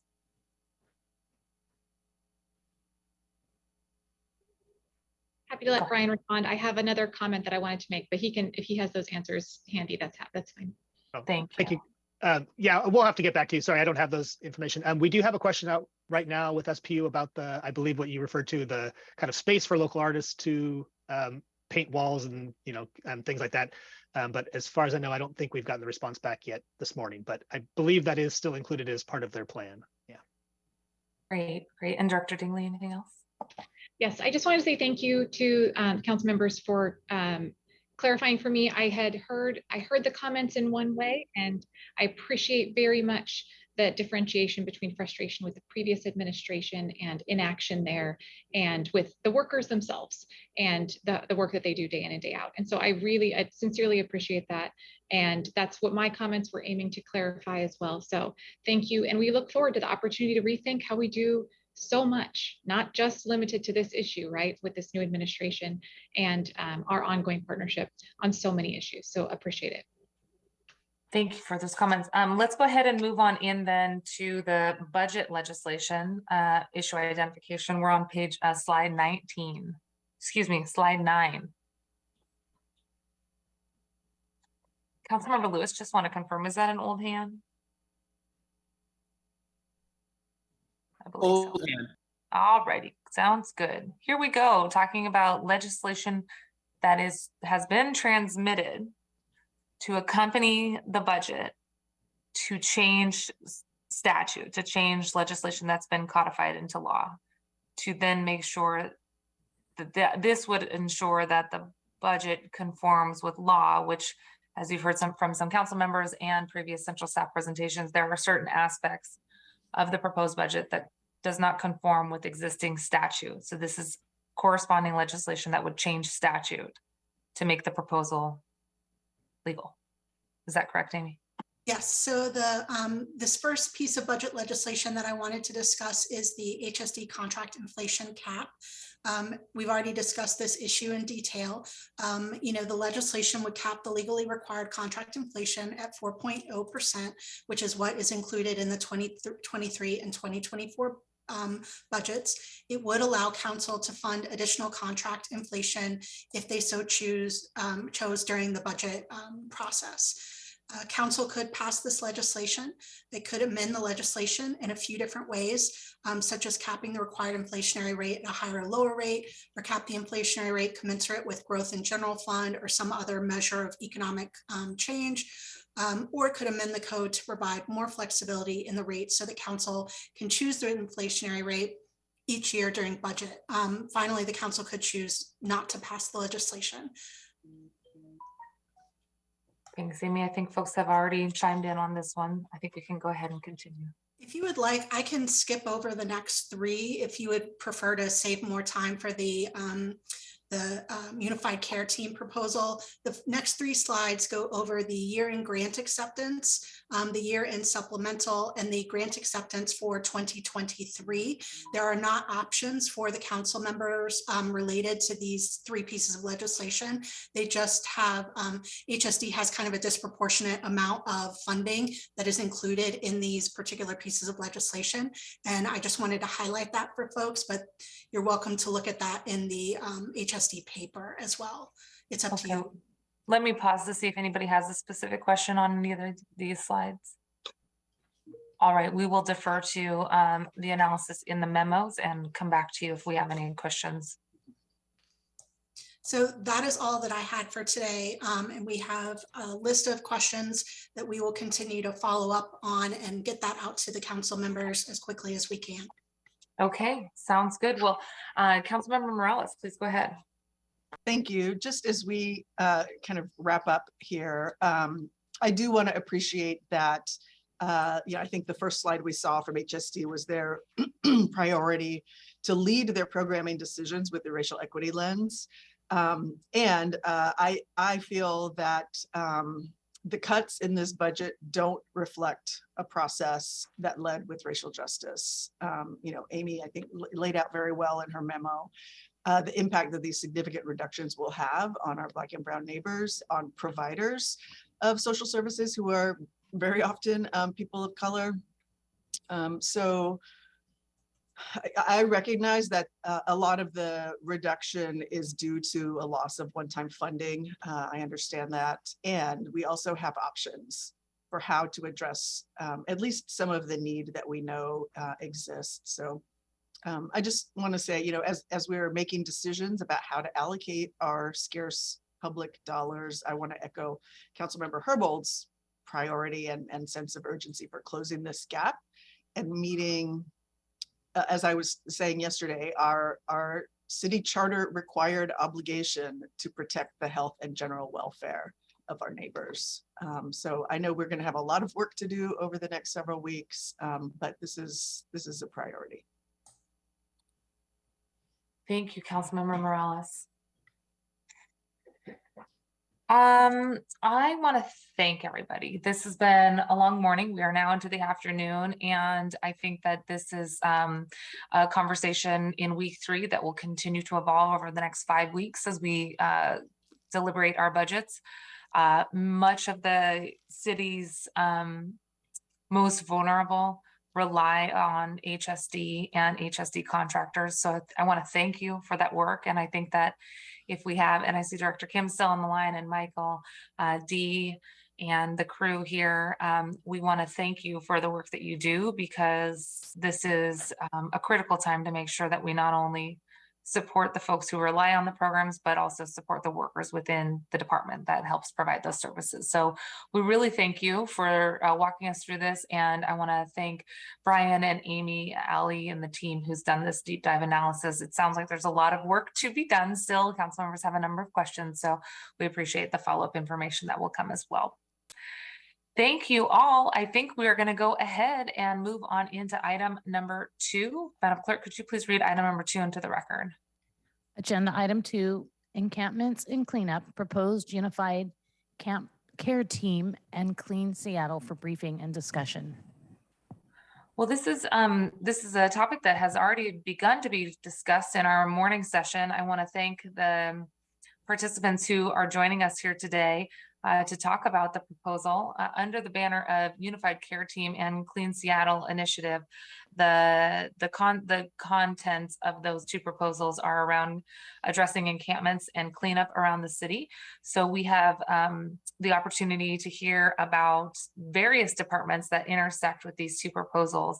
I'll note you heard some of the components from HSD earlier. You, as you probably have seen in the materials, obviously there's a component that relate to parks. And we are excited that we have with us Deputy Mayor Tiffany Washington from the Mayor's Office, along with Lindsay Garrity from the Mayor's Office, and Sarah Jo Reddy from CBO, as well as our fearless leader, Director Dingley from CBO, who has just another few hours to be with us. So thanks again for your all-week commitment to this discussion. I also want to note for the record, when we have the central staff panel presentation, we will have Calvin Chow, Brian Goodnight, Amy Gore, Lisa Kay, Tracy Ratcliffe, Ali Panucci, all from our central staff. As you can tell, multiple departments having multiple touch points on the proposal that's included in the budget. Colleagues, I also want to make a suggestion, and I also want to make sure that I hear from Councilmember Lewis as Chair of Parks. My suggestion, colleagues, would be that instead of having a separate presentation on parks, you have the central staff summary and the department summary as well. There are no issues that have been identified for issue identification purposes. Again, independent analysis from nonpartisan staff trying to identify possible areas of action for the council if we so choose. None of those issues have been identified within parks, and since we're going to have Tracy Ratcliffe with us to talk about the Unified Care Team here as part of that parks presentation, my suggestion, and Councilmember Lewis as Chair of the committee that has oversight over parks, please let me know if this is acceptable, would be that we start our conversation about the unified care team right now, and that we free up more of the afternoon time to talk about the unified care team, because I assume we will need some more time after the lunch break. So if it's okay with council members, I would be suggesting that we go ahead and dive on into the unified care team and probably skip item number 3 on our agenda, which would allow for us to then round out the day after the unified care team with a summary on miscellaneous departments. Is that acceptable to folks? And I'll take no comment as a, yes, I see you, Councilmember Lewis, off mute. Please go ahead. No objection to that sequencing. All right, hearing no objection, I think we will continue with that sequencing. And of course, if you do have questions specific to parks or the memo and presentation that's been prepared, those materials are in your packets, are published online, and do let me know before the end of the day if you want to squeeze in a few questions. We can of course do that. You can also reach out to central staff as well. Hey, Patty. Hi, can we let Saroja in, please? Can IT please let Saroja in? Thank you. Thank you. And as we do that, I want to again thank everybody for your robust discussion. As Deputy Mayor, as you may have been listening in, it's been a lively conversation today and throughout the last few days. We have a new hybrid model here where we've invited the departments to provide an overview from the department's presentation, and then we transition over to the central staff memo. So having everybody in the room has led to a little bit more back and forth and dialogue, which we are lifting up as a positive thing in our transparent conversations as we seek to dive into the details of the budget. But we are very thankful for the opportunity to have this back and forth and to have central staff's analysis as well as council members' questions throughout the time. So I am going to, before I hand it over to Deputy Mayor Washington, ask Councilmember Lewis, as chair of Public Assets and Homelessness, is there any opening comments that you'd like to make for this section? Thank you so much, Councilmember Mosqueda. And I have been saving my remarks. I know that we touched on this earlier this morning, but it's good to be here to talk about the unified care team and really queue up a lot of the questions that I know were daylighted, particularly by Councilmember Herbold and Councilmember Strauss, based on the experiences we've had interacting with this team. I think all of us acknowledge that it's really, really critical that we have an ability to interface and resolve situations that emerge from unsanctioned encampment locations. We know that the best way to remediate those kinds of situations is through the approach modeled by Just Care and exemplified in several different encampment remediations over the last year, ranging from Woodland Park, which Councilmember Strauss spoke to, the recent outreach at the Dearborn location that was jointly done by the city and KCRHA, and really acknowledging that especially we as district council members receive a significant volume of concerns related to unsanctioned encampments and the desire for some level of outreach and some level of remediation or at least mitigation of the situation posed by those encampment locations. So I'm really looking forward to having a conversation here about the organization, doctrine, and mission of the Unified Care Team. I'm going to really be interested in hearing how this service is going to be integrated with the efforts of the King County Regional Homelessness Authority to make sure there's not redundancies in the system. Really want to hear more along the line of questioning Councilmember Herbold put forward around more public guidance and oversight about the prioritization of outreach to locations and transparency around how that's conducted, and really want to have a focus on looking at outcomes. And we have to really acknowledge at the front of this that in some of these cases where there's outreach and remediation of encampment sites, there is displacement and people do get displaced from some of these sites, and figuring out a better way to track and respond to that displacement just practically at the front end to make sure that we are getting people inside and not just relocating encampments from one part of the city to another, but actually resolving the situation. And when we fall short of that, collecting the necessary data to track and understand whether this is leading to getting people inside or whether it is just moving people a couple blocks over. So those are some of the questions I'm going to have. I appreciate the leadership of the team here in being collaborative this year in working on trying to reconcile outreach policy that is spread across lots of different departments and lots of different regional government entities. It is not an easy task. I appreciate the responsiveness of Deputy Mayor Washington and Michael Bailey and others in really being good partners in trying to figure out how to get this work done and get it done the right way. And look forward to building a budget that can move toward the change all of us want to see, which is people living in housing and if that can't be attained, shelter instead of living in encampment. So with that, I don't have any additional remarks at this time and look forward to the presentation. Thank you so much. I think we are going to welcome Deputy Mayor Washington, perhaps to open up this portion of the presentation. Good to see you, Deputy Mayor. Thanks for being here today. We'll hand it on over to you. Thank you for having me. And just a heads up, I am feeling the impacts of the air, as Councilmember Morales said. And so I may be coughing, but I'm here and ready to answer all your questions. So thank you for the opportunity to speak today about the Unified Care Team and the proposed 2023 funding and structure outlined in Mayor Harold's proposed budget. At the beginning of the year, the mayor asked me to lead the work on homelessness and housing on behalf of the city. We set out to improve the way the city responds to the homelessness crisis. And what we've learned is that people experiencing homelessness need increased connections to services and housing opportunities. We also know that the community has a desire to help with this process and to ensure that their streets, neighborhoods, and parks are open and accessible.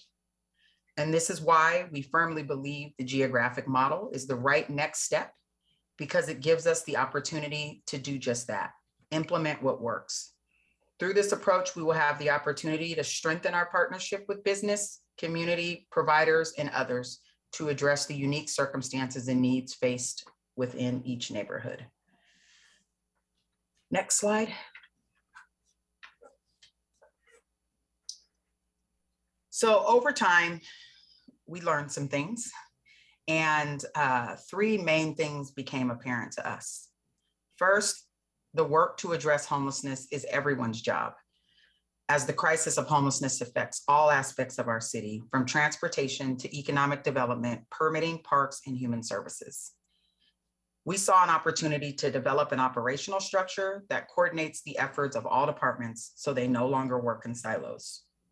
Secondly, we had to realize that our role in addressing homelessness changed with the opening of the new Regional Homelessness Authority. The responsibility to shelter and house people, which used to be owned by the city, is now owned by KCRHA.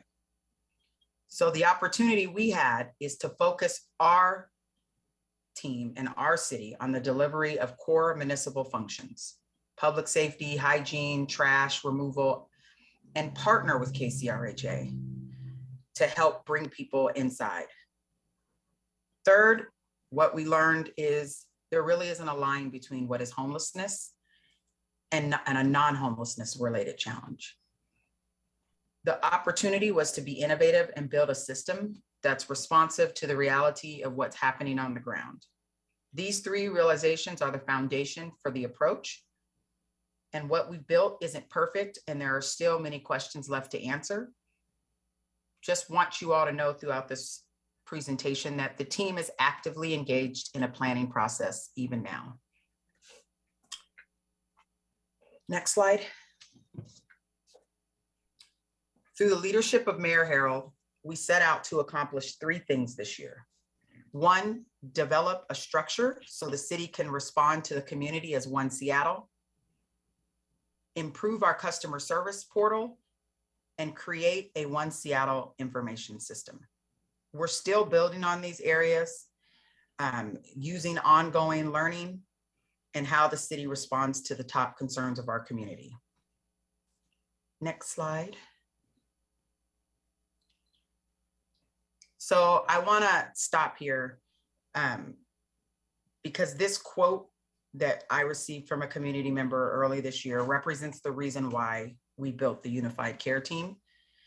And it says, "It seems everyone I have communicated with in city leadership this past week just passes the buck to others.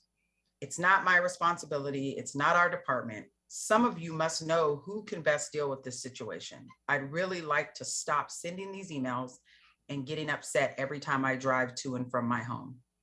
This problem will not go away on its own. It will just get worse." In January, one of the things we found were that constituents were getting bounced around between teams and departments and even council members to get their needs met. And often the loudest person was assisted first. This approach was not equitable.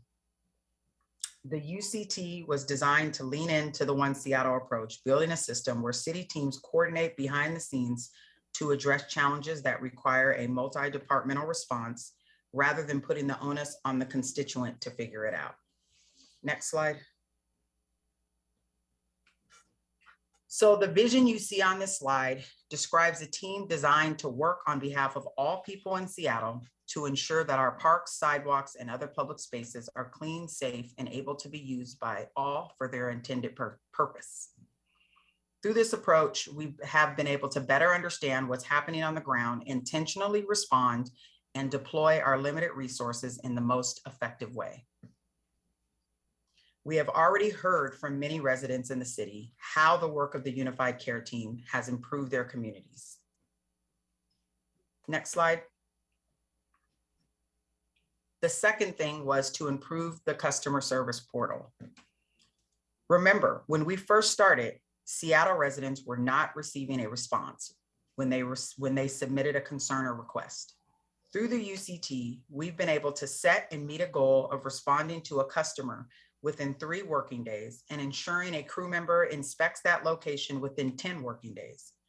This ensures we have an accurate understanding about what's happening on the ground.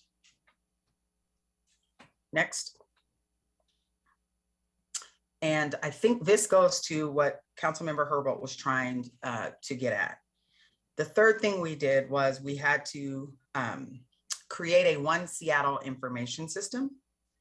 And the slide outlines the data points that we take into consideration when prioritizing a site for a response. Similarly to the lack of consistent customer service response, when I began overseeing the city's response to addressing homelessness, we didn't have an equitable system for determining which encampment to address. So too often decisions were driven by those with the loudest voice or those in positions of power. This was not equitable, and it was a bad way to prioritize our limited city resources. And we continue to refine this process. And so what you see on this site are the things that are taken into consideration. There will not be shared any kind of score because this is just one piece of what we take into consideration. We also take into consideration what we hear from outreach workers. We take in consideration what we hear from communities on the ground, but there isn't any additional information to give than what's on this form. And so we look at site and environmental conditions, neighborhood attributes, public and encampment safety history, and then recent public and engagement safety.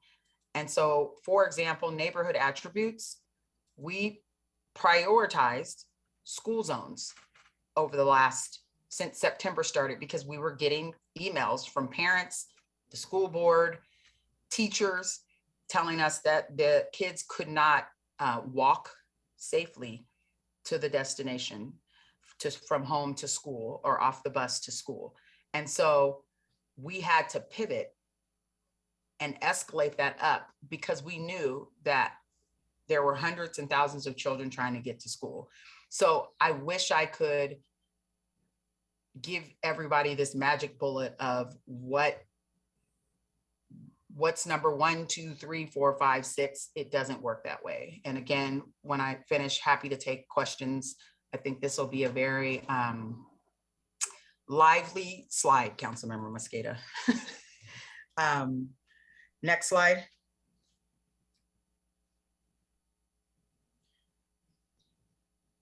So building from what we learned. The 2023 proposed model is truly based on the things that we've learned since January. And it builds on 5 key observations. Next slide.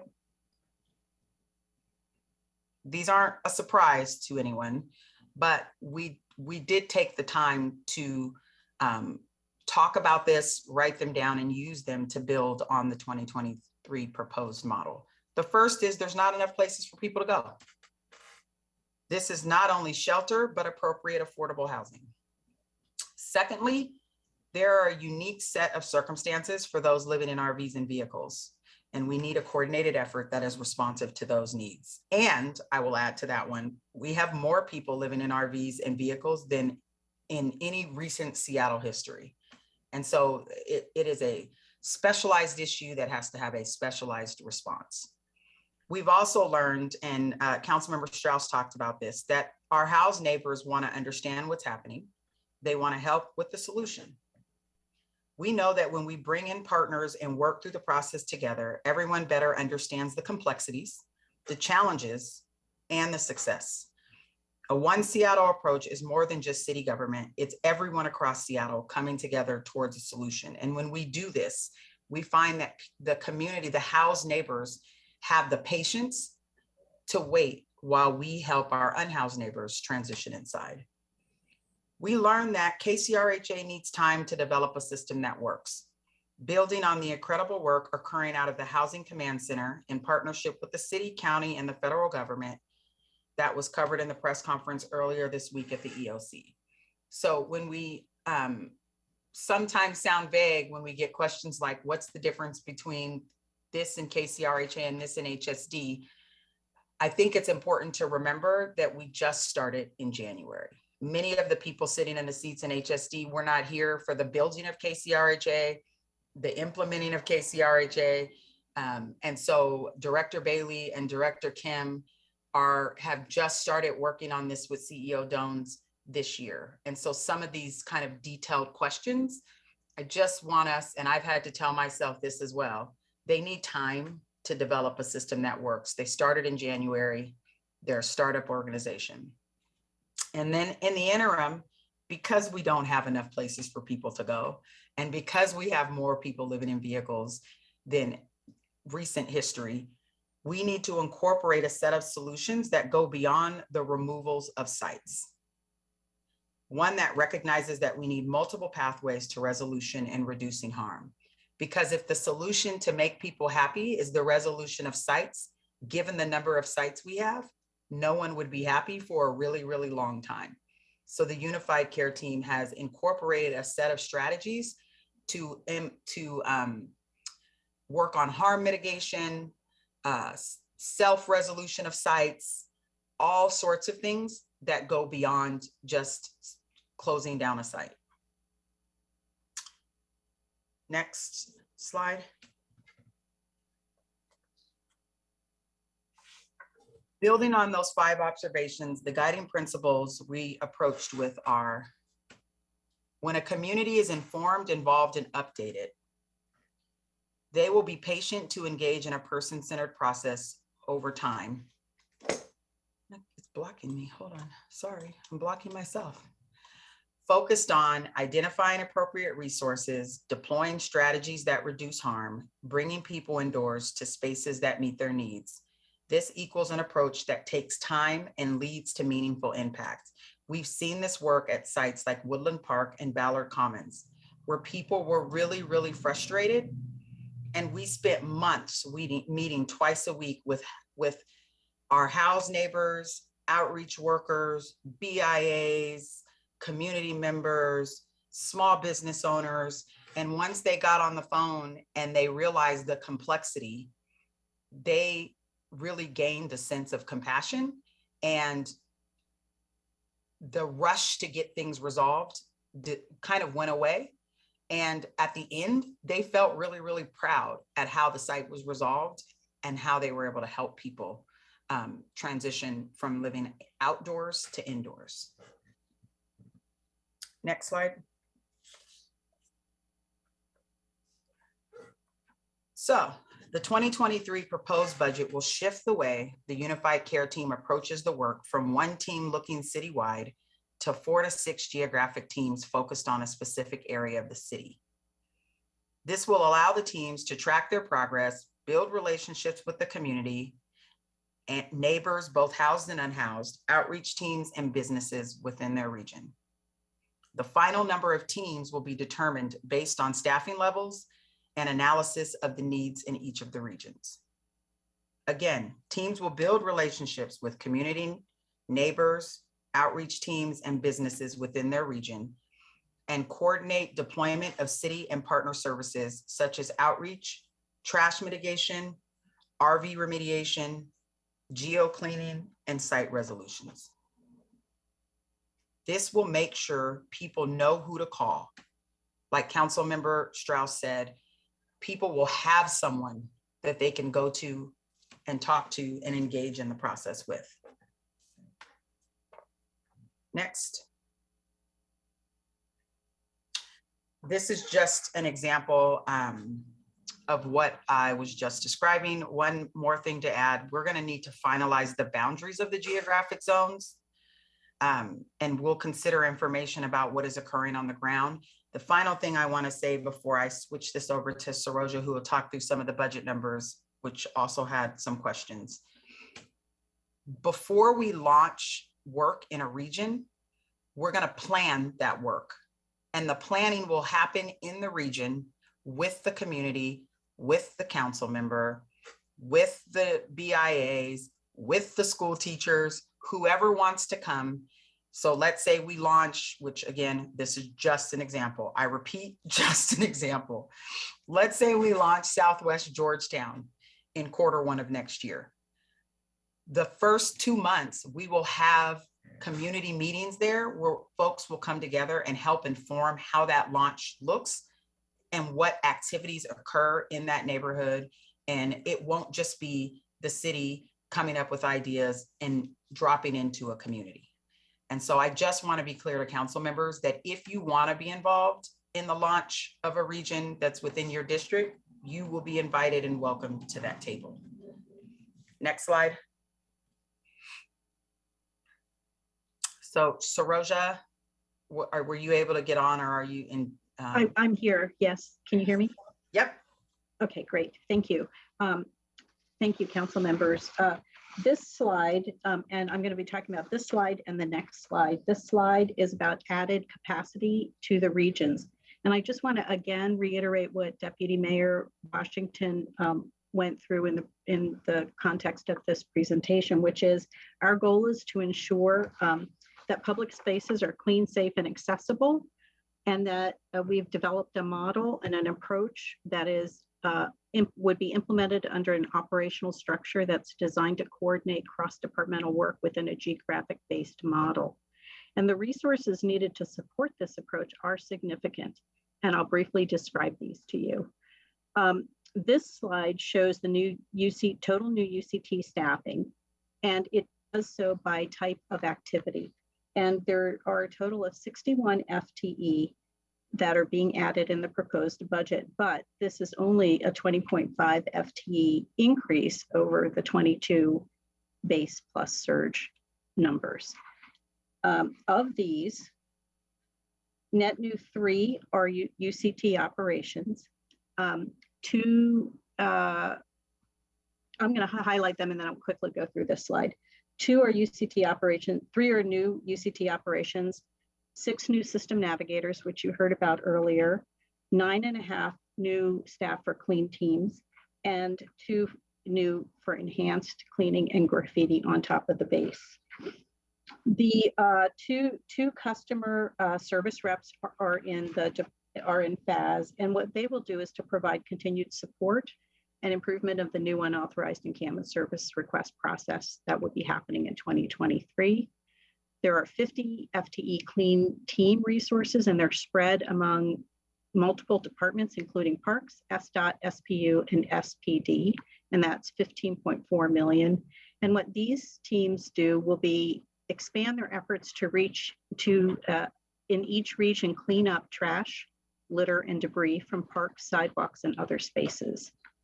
In addition, we're adding one program coordinator in HSD to manage the day-to-day operations, to track team performance, triage emergent operational issues, and lead continuous improvement efforts.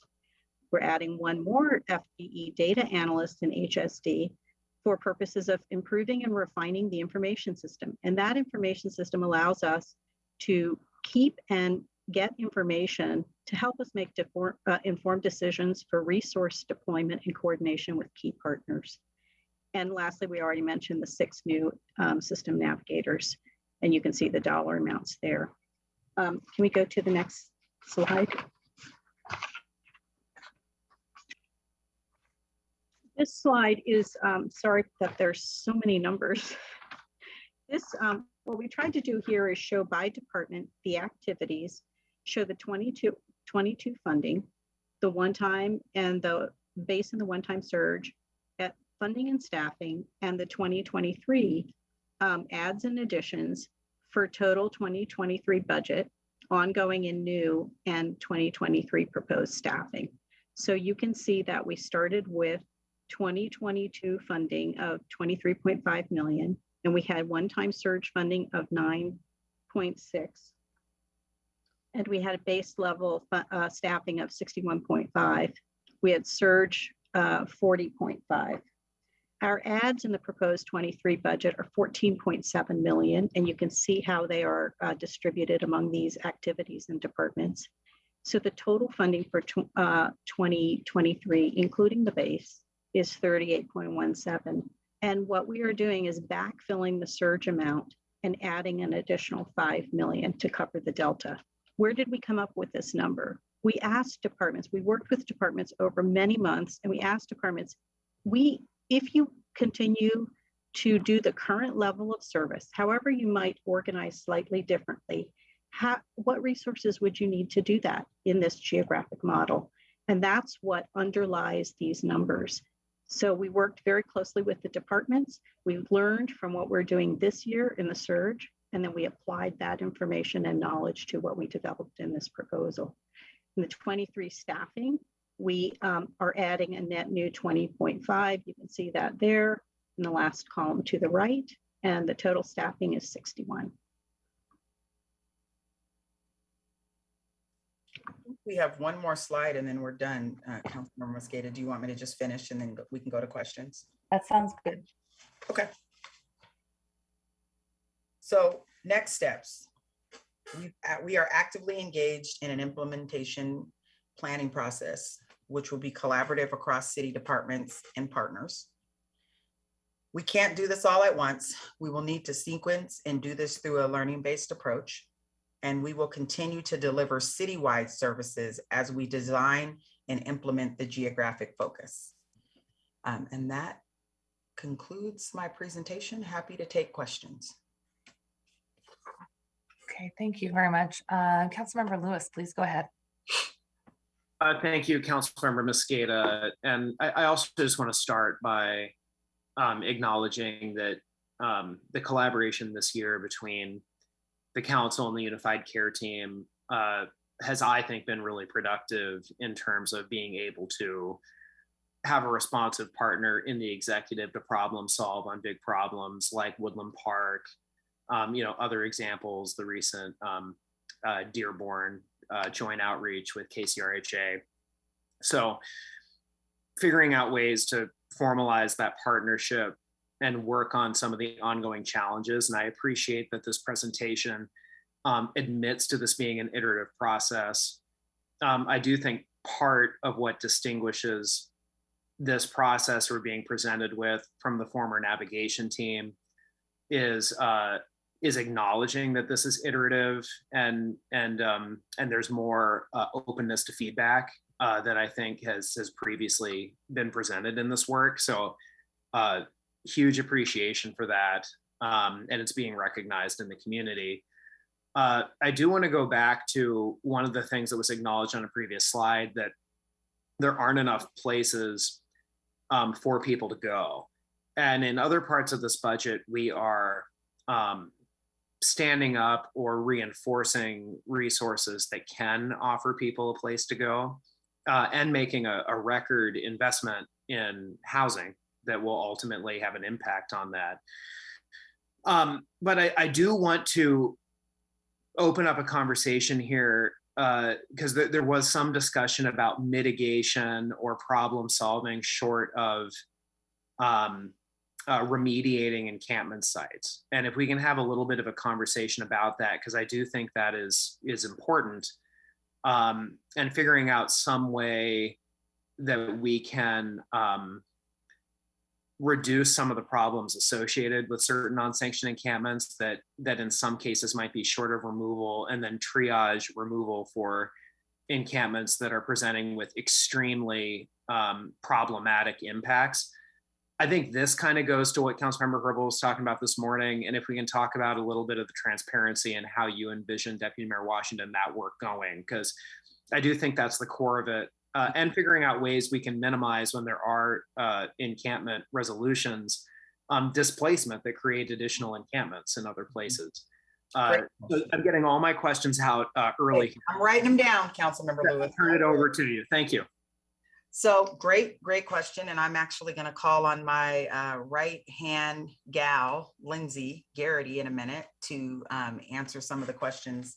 But the first one, in terms of mitigation efforts, I will give you an example from Woodland Park. I'll hit the displacement, but then I really want Lindsay to get into kind of your core question around what are some things that we can do other than a removal?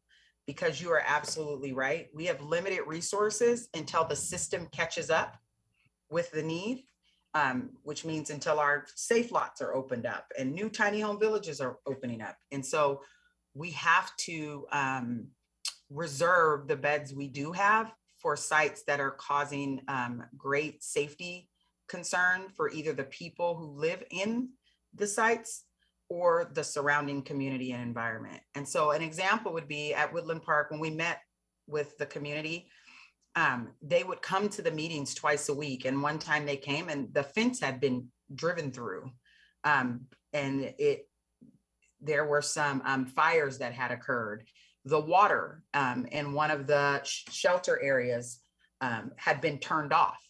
And so in that one meeting, and KCRHA was there, the ask was, can parks turn the water back on so that people, we talked about this earlier, can wash their hands and drink, the folks that are living at the park. The other one was, can Reach go talk to folks and say, we're trying to slow walk this process to give enough time for folks to get into housing. Whoever is driving vehicles through the fence, help us help you, please stop. And they did. And then the fires, I don't remember what the resolution was about one of the fires, but like one of the areas had completely burned down. But these were things brought by the community. And what made them have patience, and Councilmember Lewis, you know this, is because they brought them and they were fixed. And they didn't have to send an email. They didn't have to send 50 emails. They didn't have to fill out a form. The form's been very helpful. But I'm sure at some point it gets really frustrating to have to fill out a form for every single incident. They just brought them to the meeting and then they were resolved. And parks could say, oh, we could do that. Oh, I think one of the resolutions for the water was one of the outreach teams at Reach got a key to unlock the place where the water was when the residents needed it. It worked beautifully. And so that's an example of harm reduction or mitigation strategies that can happen that will give our housed neighbors the patience to wait until there are enough beds to bring people inside. Let me have Lindsay jump in now because the displacement conversation is gonna take a minute. So Lindsay, do you wanna add anything around harm mitigation strategies or self-resolution or anything? Yeah, I think the strategies Deputy Mayor Washington talked about are great ones because they're not things we would know from where we sit. And so by engaging in conversation with the community and saying what's going on and what can we do to solve it, many of those challenges we can say, oh, that's easy. We'll just get them a key. Some other things are around trash mitigation. So if there's debris developing, being able to say, what could we do to clean up around the site or clean up even within the site in partnership with the folks who are staying there and saying, what can we move out of there? Removing hazardous material is another one. If there's a collection of propane tanks, being able to have not only just get the hazardous material out, but have a conversation about fire safety and some of the risks around it, or engaging with other partners to be able to bring in support around behavioral health or others. The other exciting thing that's happening right now that hopefully everybody watched the press conference earlier this week is partnering with the Partnership for Zero pilot in downtown. So the Housing Command Center right now is standing up a system that can house people directly from the streets. So really leaning into that housing first. And I think this stand up and this focus on neighborhoods is an opportunity to partner the city side with the services side and the Regional Homelessness Authority and be able to move people directly inside into housing who can, and then have shelter for those who may need additional time. And I'll get to the displacement, Councilmember Lewis. Maybe we can ride this one out and I'll move over to displacement when there's no questions. Councilmember Lewis, did you have a follow-up? Yeah, go ahead. Why wouldn't we just talk about the displacement now? Happy to. I just thought, so I saw Councilmember Morales' hand up and I wanted to give her, is it about this? It's, okay. I think, Deputy Mayor, just because we are going to try and take a break at 1, I think it's good to get the answer out to Councilmember Lewis, and then we'll see if we can get Councilmember Morales in as well. Great. So displacement has been a question asked in the whole 10 years, like all of my time in the city of Seattle. What I need to remind people of is it won't be fixed, or we won't be able to understand the data around displacement until one of two things happen. CEO Dones is working on a system to better track where people are going. And so when they came to the Mayor's team to give an update on Partnership for Zero, one of the very, very exciting things that CEO Dones said was their system advocates, I think that's what they're called, they are walking with someone for no shorter than a year. And they say that on purpose because it could be longer than a year, but no less than a year. And what that offers is what happens now, as you very well know, because you guys have been frustrated, outreach worker refers, case manager takes the baton. If you were to go to the outreach worker and say, did that person actually like go into the shelter? They'll say, I don't know, you have to ask the case manager, right? Now, here's where the system breakdown happens. We're in an opt-in state, meaning, and I agree with this, no one has to give their identity in order to get service. That's a good thing. Meaning, I don't have to give you my full first and last name, my birth date, my social security number to get inside the shelter. I think we all share that value that no one should have to do that. For that purpose, trying to connect who was at a site that got an offer of shelter and whether that person went into shelter, first step, and stayed in that shelter, second step, and moved to permanent supportive housing, third step, is only possible if there's a connecting link and the same stated identification. Tiffany Washington accepted shelter. I handed Tiffany Washington to the case manager. The case manager accepted Tiffany Washington and put her, but if it's not that clean, it's impossible.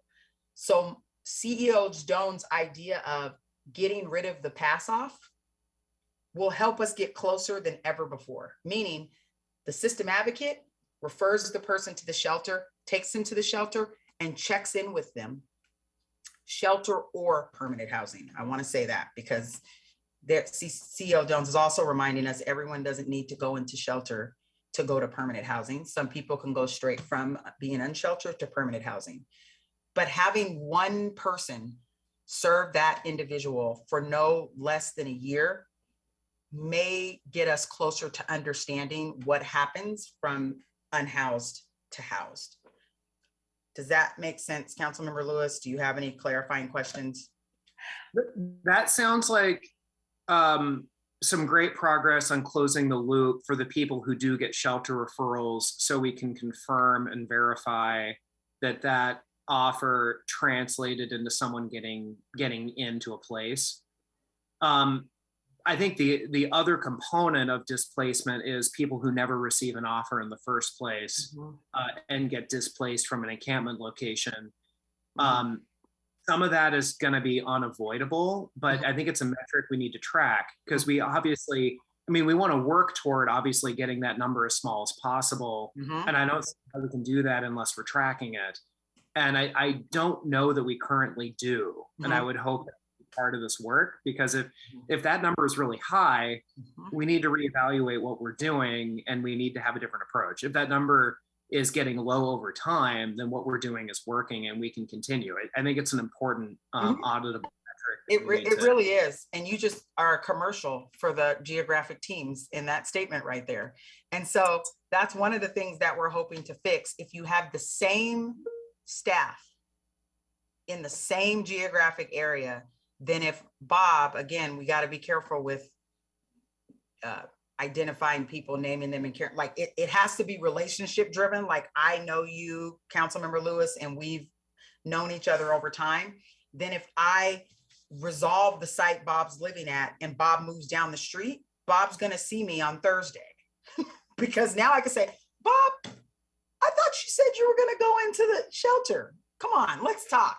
Versus now, so many different people go to so many different places on the unified care team to resolve issues. They don't get the chance to know the people in a way that would help answer that question. And then lastly, I wouldn't be the deputy mayor of homelessness and housing if I did not say, I actually don't believe that people are not receiving offers of shelter, because my staff are required by the MDARS before resolving a site to provide adequate shelter. Council's ad, thank you very much. An adequate shelter offer to everyone at a site. And so again, I think we had a celebration for the unified care team and Bertha Night a few months ago. They are mostly people of color, hardworking people, lots of them with lived experience. I believe them when they tell me because I see them and I see them work hard on behalf of people living unsheltered. If they said they offered somebody shelter, I believe they offered someone shelter. Thank you, Deputy Mayor. And I have to do my job here to try to keep us to an hour break so that everybody gets an hour for lunch here. But I want to note that I see these hands. Councilmember Lewis, I assume you still have some additional questions, followed by Councilmember Morales, Councilmember Nelson, and then myself, I'd like to add to the queue. So we, as I understand it, Deputy Mayor, we are going to be able to have you and your team back at 2 p.m., the whole team. Okay, we will keep the lineup going. We will just push pause in this discussion and we will continue on with the conversation this afternoon. Again, thanks to you all, thanks to the chair of Parks and Public Assets. We're going to hold off on public assets and parks this afternoon and keep the conversation going on unified care team so we fully understand the proposal in front of us. I think, Deputy Mayor, just to circle back, the questions I think are going to continue to revolve around distinguishing between a genuine offer versus actually tracking that placement and getting the data. And then for central staff, I'm going to be following up, and perhaps in the interim, you could send me more information about if there's more information that we can see in a slide form on 2024, because all of the slides I'm seeing so far are 2023. So we'll get to central staff issue identification this afternoon as well. I'm seeing thumbs up from everyone. Let's say 2:05. Just to make sure everybody gets their full hour. So 2:05, we will reconvene. If there's no objection, the Seattle City Council Select Budget Committee meeting is now in recess until 2:05 p.m. on October 14th. Hearing no objection, thanks for hanging out with us again this afternoon. We'll see you in an hour and 2 minutes.